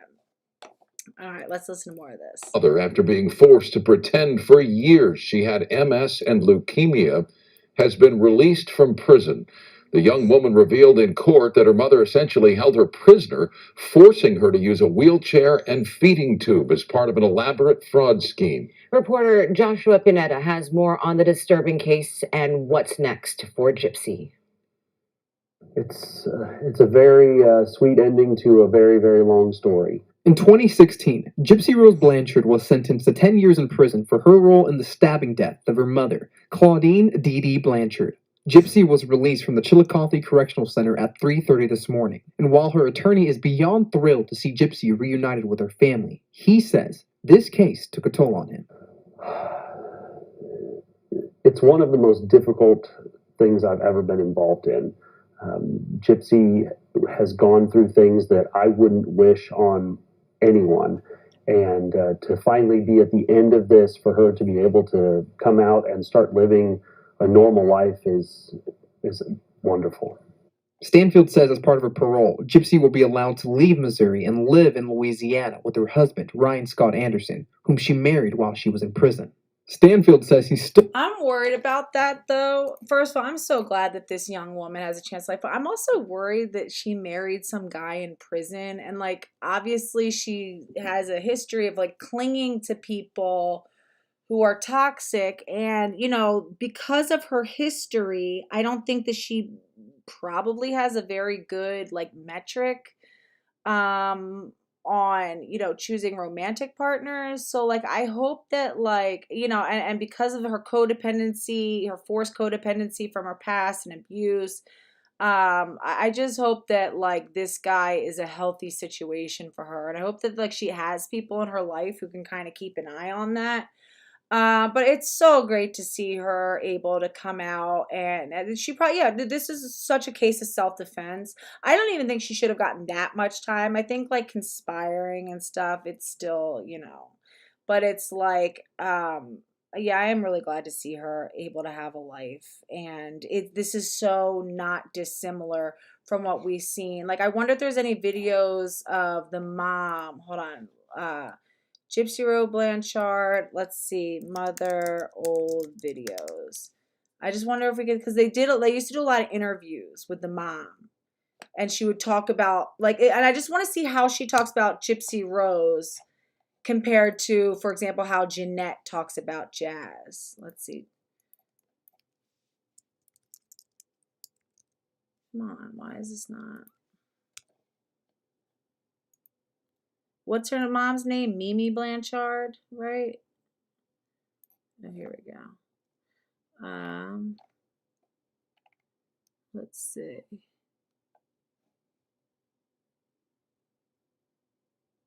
I just want to see if we can find any like videos of the mom. There might be one in here. Hold on, let's see. I want to start off by saying things are not always as they appear.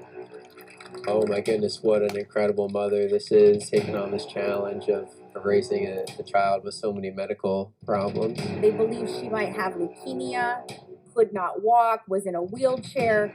I mean, you name it, this girl had it. What eventually came out Hey Vanessa, Happy New Year. Love you guys. fairly quickly was that it was a Yay, Dr. Grande. I literally like, that's like what I watch when I'm like, sometimes I need like a break from this topic, and so I like binge watch Dr. Grande, and he liked my comment the other day, yesterday's video. I was like, you so routinely keep up with posting, and it's awesome, and he does. Yeah. The big shock to a lot of people was that she was up and walking around.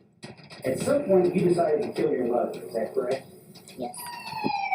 Yeah, and also Gypsy Rose told everything. Like, she didn't hesitate. Like, she was fully cooperative, and I'm just so glad that they like. It just makes me sad for like some of the other women who have killed their abusers and fully cooperated and who didn't get the same leniency. Dee Dee Blanchard had been stabbed multiple times in the back. Very brutal, extremely, extremely brutal, and almost a severing of her head. I'm sorry. I lied to you from the beginning. I'll tell you the truth all now. Breaking news now, 2 people charged in the murder of Dee Dee Blanchard, including her daughter Gypsy and her boyfriend Nicholas Godejohn. Okay, I'll admit it. I did actually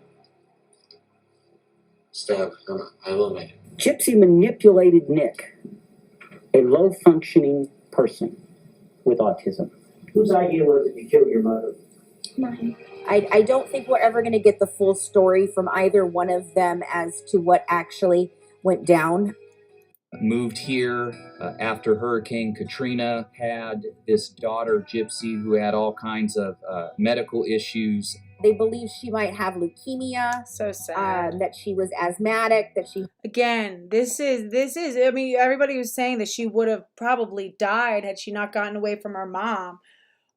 Yeah, I mean, I also do, I think my only reason why I do think she should have been given like some culpability is because she was an adult when all this happened, and I do think that she might have been able to find another way to get out. However, with that being said, her mom did threaten her one time and basically threatened to like crush all of her hands or her fingers if she ever tried to leave. I think she did try to escape, and the mom basically was like, I'll kill you, or I'll like cut your hands off or something, cut your fingers off if you ever try to leave again. So it was, I mean, clearly a really dangerous, volatile situation. And again, I'm so glad that this young woman has a chance of having a life now. And there are so many women who are suffering, locked up in prisons for standing up to abusers who were not given the same grace. And it's like, this is why we've really got to stand up for women who are incarcerated against these, you know, draconian, these just evil policies of placing dangerous men, where you're thereby creating rape as a part of the punishment, you know, and that's sick. She had seizures. She had ear problems, eye problems. She was paralyzed from the waist down, could not walk, was in a wheelchair.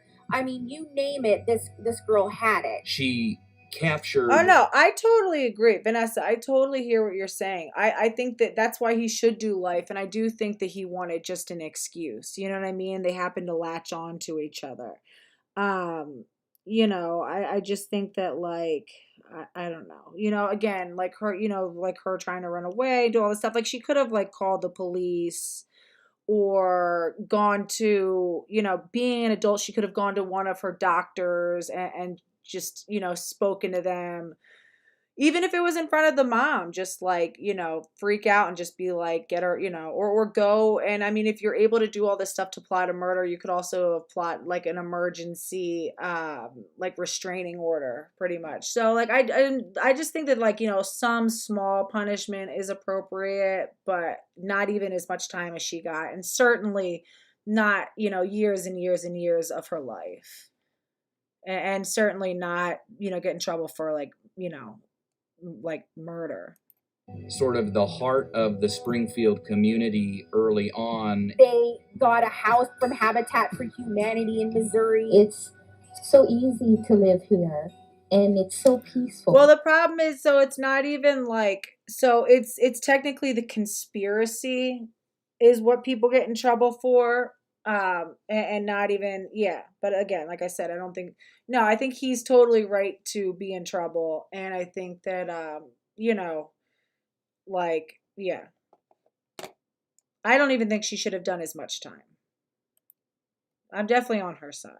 Don't get me wrong. And I think the headline was something like Hurricane Katrina survivors, you know, happily settled here in Springfield. It just proves that happy endings are not just in fairy tales, they're real. Gypsy's mother seemed so brave in the face of so much adversity. Oh my goodness, what? Right, yeah. Vanessa says, yeah, her punishment for concealing the crime and trying to help him evade the cops. Yeah, that's the crime. Right, exactly. It's like that sort of stuff. Now, that was even like the case where the one girl got in trouble where they said that she like egged on her boyfriend to like unalive himself. And it's like, huh? Like, after he had been like, you know, dumping so much emotional weight on her, and she finally was like, you know, fine, if you want to do it, and he did. And then they tried to like basically charge her with murder or something, and that was ridiculous.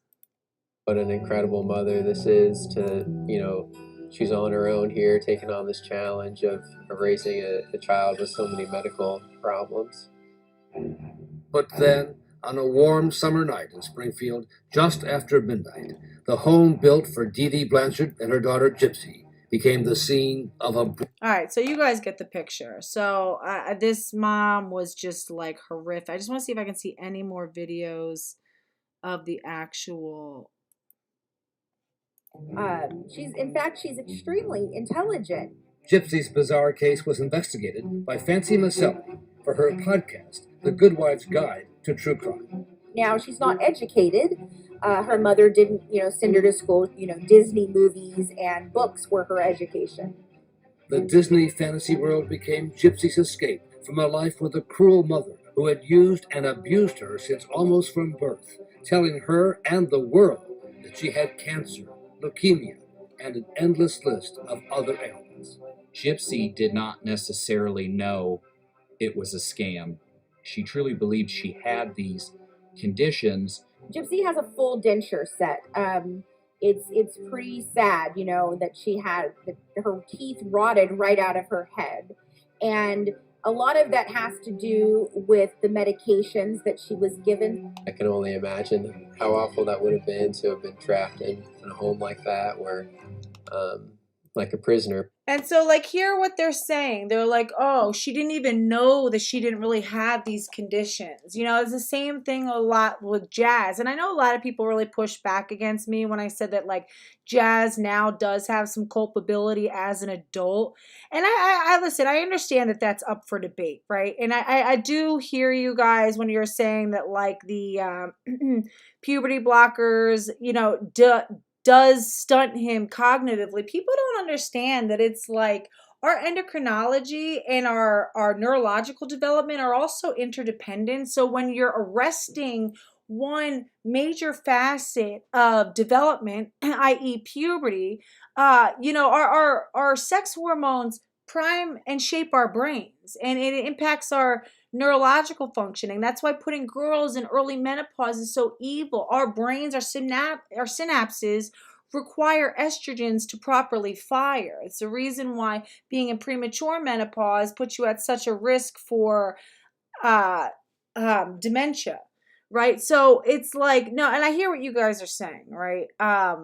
And it's, you know, a similar situation where, again, where it's like Gypsy Rose didn't know for a long time. When you have doctors and your mother and everybody around you, and also, you know, now you're getting like the media, it's like there's so many similarities between Gypsy Rose Blanchard and these Transhausen by proxy kids. So it's a Munchausen by proxy kid versus these Transhausen by proxy kids. For example, like Jeanette Jennings. Been told since he was a little boy that there's something medically wrong with him when there never was, and it's very difficult to prove. And then you get him started on a whole line of medical interventions, and again, it becomes the medical interventions now that are creating these medical side effects that would not have otherwise been there.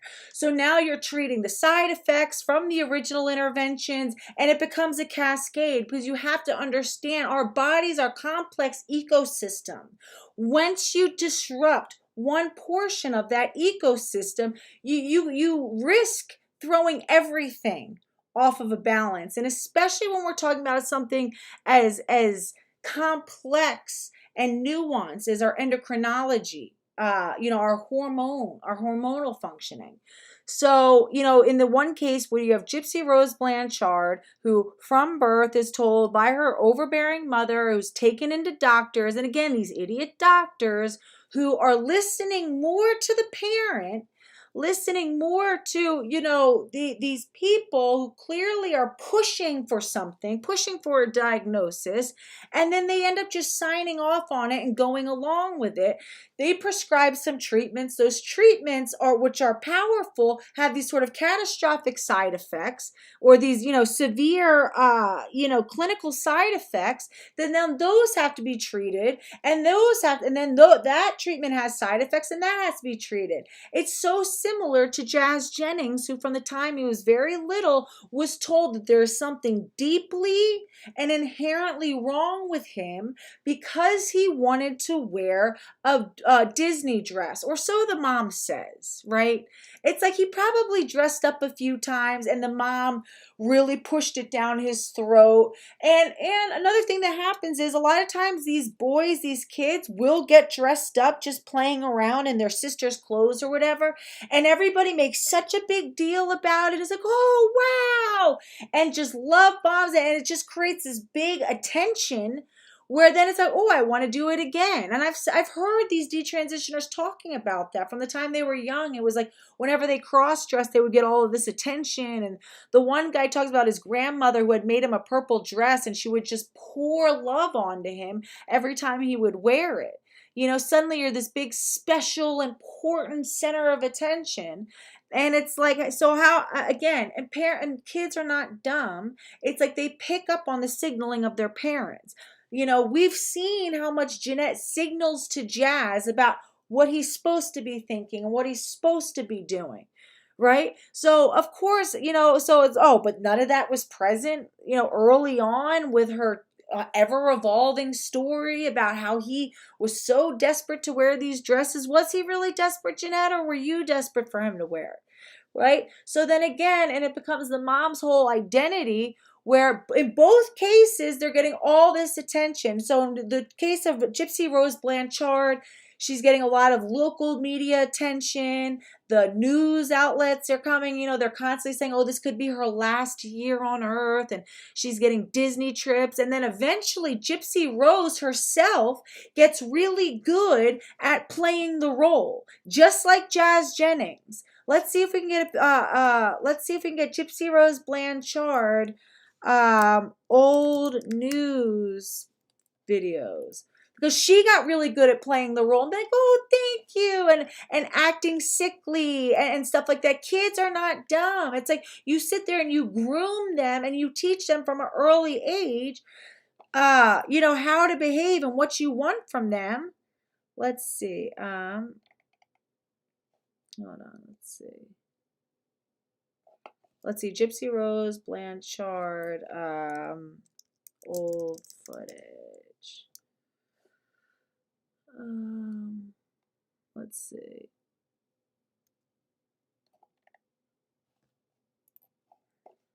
I just want to show where you can show how the Gypsy Blanchard. You hear her? She's like, I'm here at the Children's Mercy Hospital. And she's like, again, this is a medically healthy, neurologically healthy child. Okay? She's got nothing neurologically wrong with her, nothing medically wrong with her, aside from the iatrogenic effects of prescribing toxic treatments that are unnecessary. Okay, so she learned how to play the role, much like these trans kids. Just watch. Gypsy Blanchard is caught in a web of secrets and lies. Even her age is in dispute. Okay. And that's so sad. And yeah, Vanessa Vokey says Gypsy didn't even know her true age. And it's so much like these kids who grow up in these Transhausen homes. They don't really know who they are. They don't know that they're really like, a boy. They don't know that they're not trans. They don't know that trans isn't a thing. They've been coached and they've been told, and when everybody's in on it, I remember there used to be this really scary book series. It was like these, what was it, like scary stories to tell after dark, and there was one story that I used to find so particularly disturbing as a kid, and it was this one where it was like this woman was sick, but the whole world was like gaslighting her. It was like everybody was like lying about what, and it was like she was like, felt like she was going crazy because it was like the whole world was in on like lying to her about something and like changing things or whatever. And I just remember it being so like terrifying, and that's what this is like for these kids. That's what it's like. How old actually are you? Let's get 19, okay. Me and my brother are Hurricane Katrina survivors. Okay. And my birth certificate was washed away in Katrina. Okay. And unfortunately, so that's probably where that all started. It sounds like Dee Dee Blanchard. Like Mimi, Dee Dee, like you always gotta watch out for people in those names. But like it sounds like Dee Dee Blanchard had gotten some help after being a Katrina survivor, and I think they were in the like public eye. They got some like local news coverage and stuff like that. And I feel like that was so exhilarating for Dee Dee to have this, local news coverage, seeing her name, and I'm sure you know how it is. It's like even once we had the New York Post who covered us for our protest in Trenton. Once one big outlet covers your story, a whole bunch of other outlets will all just like pick up the story and basically just steal it. They'll like take the same footage or whatever and basically like regurgitate the story. So it's probably like she was probably in the news once for Katrina, probably got a bunch of coverage. probably got, a bunch of these, Habitat for Humanity organizations who were able to kind of like come through, and they were the recipient of some sort of aid. And then her mom saw that as, oh, wow, that was exciting and that was cool. And I was able to, we were able to get a bunch of freebie stuff and a bunch of attention. And that sort of set her off on this whole path of let's keep that going. Because she really heavily abused organizations like Make-A-Wish, where, it was, oh, we're going to send my daughter to Disney World. There was this like real emphasis on Disney. And again, it's about keeping this child or this growing child in a sort of state of stunted adolescence of childishness, not allowing her to grow, really just trying to keep her encapsulated in a space to serve her mother's own needs for attention and for, validation and money and free gifts. It was all very like self-reinforcing. She's behind bars and charged with murdering her mother, 48-year-old Dee Dee Blanchard, known to the community as a loving caregiver for a sickly gypsy. How did you go from this to this? I only see it as a fall from grace. I thought back then that I was a good person, and now I just see it as it was a fraud, and I made a horrible mistake. A horrible mistake because it turns out that little pink house on Hope and Volunteer Way was actually the nerve center from which the so-called doting mother perpetrated an elaborate scam, preying on the sympathies of countless good Samaritans. We have unearthed the appearance of a long financial fraud scheme along with this tragic event. Celebrities, charities, even cartoon characters, all conned. I was disappointed that I had been duped. What medical conditions did you believe you suffered from? Leukemia, asthma, both vision and hearing impaired, muscular dystrophy, and seizures. Did you always know you could walk if you wanted to? Yes. She told you you had to stay in a wheelchair when you could walk. How did she convince you to do that? I was so young, so me looking up to her so much and just believing that she knows best, I didn't question it. Especially when you have doctors going along with it. So not only do you have your mother, not only are you told from the time that you're young and you have really nothing to gauge that from, and again, they very much control what sort of access to media or friends, control who the child is interacting with. But then you also have doctors who confirm what these parents are saying. I mean, this is so similar. Now let's look at Jazz real quick, okay? So let's end this asshole. Like, Jesus. I gotta go in a minute, but let's make her happy. I didn't care what anybody thought. It's so I just similar. want her to be happy. And eventually we're gonna get a similar story of Jazz is, gonna lose it one day. Oh, let's see. I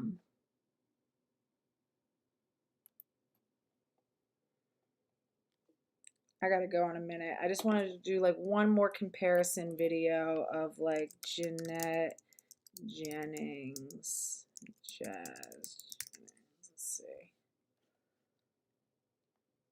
Of course, my internet is a piece of shit. But again, and it's like, and it makes it so, they want to keep going with it because then it's like you have, and I thought about it, it's like you have fucking TLC needs to be held accountable, okay? Because you take this family, imagine being Jazz, you're the youngest child in the family. Your mom is overbearing and controlling. Your dad is like this weak noodle who doesn't know how to stand up for anything. And you have a bunch of, children who were all equally affected by the mom's parenting. They're all overbearing. They're all telling you that you're trans. You're going, being taken to doctors. Doctors are all confirming it. They're all kind of talking around you. And then you have TLC who comes in, and now they're going to follow the whole, now your family is making a living off of this whole story you're all getting famous off of it. And you have people like Sander, who's looking to have like a spin-off career off of this whole thing. Jeanette, you think Jazz like was able to just step up and say, hey, never mind? Especially after TLC, they're getting book deals, they're getting TV deals. The whole family is profiting off of this. So many people are dependent. And not just that, but it was at the height of the time where this was the first time that, we now have a trans child that we're all looking to. And all these people, all the love bombing, all of the public outcry, all the celebrities who are reaching out to Jazz and being like, oh, you're so stunning and brave. And to like sit and face all of that and say, never mind, this isn't right. That is an impossible task for a child, to expect a child to do. So they keep taking the next step and the next step. It's like when everybody's watching you and you're too afraid to, it's like the whole idea of like, if anybody knows like the science experiment they did where like they have like 3 actors and then they have like the test person, right? And they basically ask a question that has a very straightforward, objective answer. But they start with the actors first, and the actors will give a wrong answer. The first actor will give a wrong answer. Then the next actor will give us the same wrong answer. The next actor will give the same wrong answer. And eventually the test subject will eventually give that same wrong answer because they're like, oh, everybody is saying it. And they think, well, I must be missing something. If everybody is agreeing and everybody, maybe I'm the one who's wrong. Maybe I missed something. That's why it's so hard for certain people to stand up against consensus, even if the consensus is wrong. That's why it is brave when people can stand up against, what everybody is saying and be like, well, actually, no. Because there's something in us psychologically that make us want to conform to even a wrong consensus. The Ash conformity experiments. Thank you, Lavender Rose. Let's see if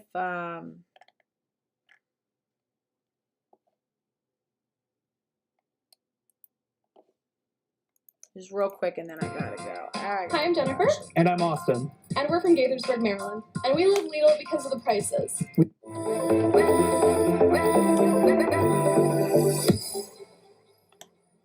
I think Daron is really, really sweet and has a really good heart. Like, I feel like he wants to find love. Obviously, I want to find love too. I don't know. I'll save that kiss for another date. Okay, cool. Yeah. Even though I had a great date with him, I guess I just didn't feel comfortable in that moment, and I felt bad because I think that made him feel a little rejected. Do you usually kiss on the first date? I think some people are saying that Jazz might not even actually be gay. I don't know enough. Not really. Okay. I like getting to know someone a little bit better. I respect that. Of course. But yeah, maybe in the future, if we go on another date, like... I'm disappointed, but not like too disappointed. Are gonna be so inquisitive about what happened. They're gonna want to. Good to be home. Mom and Dad are gonna be so inquisitive about what happened. They're gonna want to know everything. Yes, they will. I just know that Mom and Dad have been staying up all night to hear all the juicy details about my date with Daron. At Harvard, I really didn't have to. Does anyone relate to this? Like your parents being like that weirdly involved? Have them knowing about every action I take and everything I do. And being back home for the summer to live under my parents' roof. Yeah, I agree. I don't think Jazz has any. I think he might actually be like a real example of like asexuality. Because how could he? If you have no exposure to like real sex hormones that you're supposed to. And no ability to orgasm. It's been a huge adjustment. Mom, Dad, it's your love children. Yeah. You look very pretty, Jazz. Thank you. Sandra, that vest looks familiar. Is that your vest? Yes. I think it would have been better if I just wore the vest, but... He's worn that vest before, but I keep certain outfits, bad. That's why we'll never be able to downsize. Yeah. I'm like one fun. Oh, the chit chat. He was so great. He was like really into it. He loves dancing, and we were having fun. But you should tell him what happened. What do you think happened? My thoughts as she's talking about the date Sander and is spill so the tea. weird, too. I want all the details. But The psychic told me that I need to take a step back, look in my own backyard, and worry about myself and stay in my lane. So I'm trying to play it cool. Stay in her lane. How could she? There's the codependency is so caustic. It's like insane. Aaron kind of took me outside, and then he just asked, he's like, is it okay if I kiss you? And I actually declined the kiss. It was a couple of things. I was nervous, and most of all, I value that emotional connection. I mean, are we even sure that this kid is gay? Again, it's like everything, it's like has been imposed onto him. We don't even know what's authentic or what's not. Jesus Christ. I'm sorry. I want to go into this more, but I got to go get my kids to gymnastics for 2 hours. It's going to be fun. All right, guys. I love you. I missed you guys. We'll get back on the streaming schedule. Everybody. Susie Glucksman, Lavender Rose Loves Women, Violet Bix, Cece, Mary Berry, Patty P, Kate 80. Oh, my goodness. I know. I'm sorry. All right, guys. I got to go. I get you. Yeah, Lavender Rose Loves Women says Jeanette's entire identity revolves around being a poor, suffering mother of a trans kid and the hero. She gets to be the hero to like save him. It's really sad. All right, guys, love you. See you later.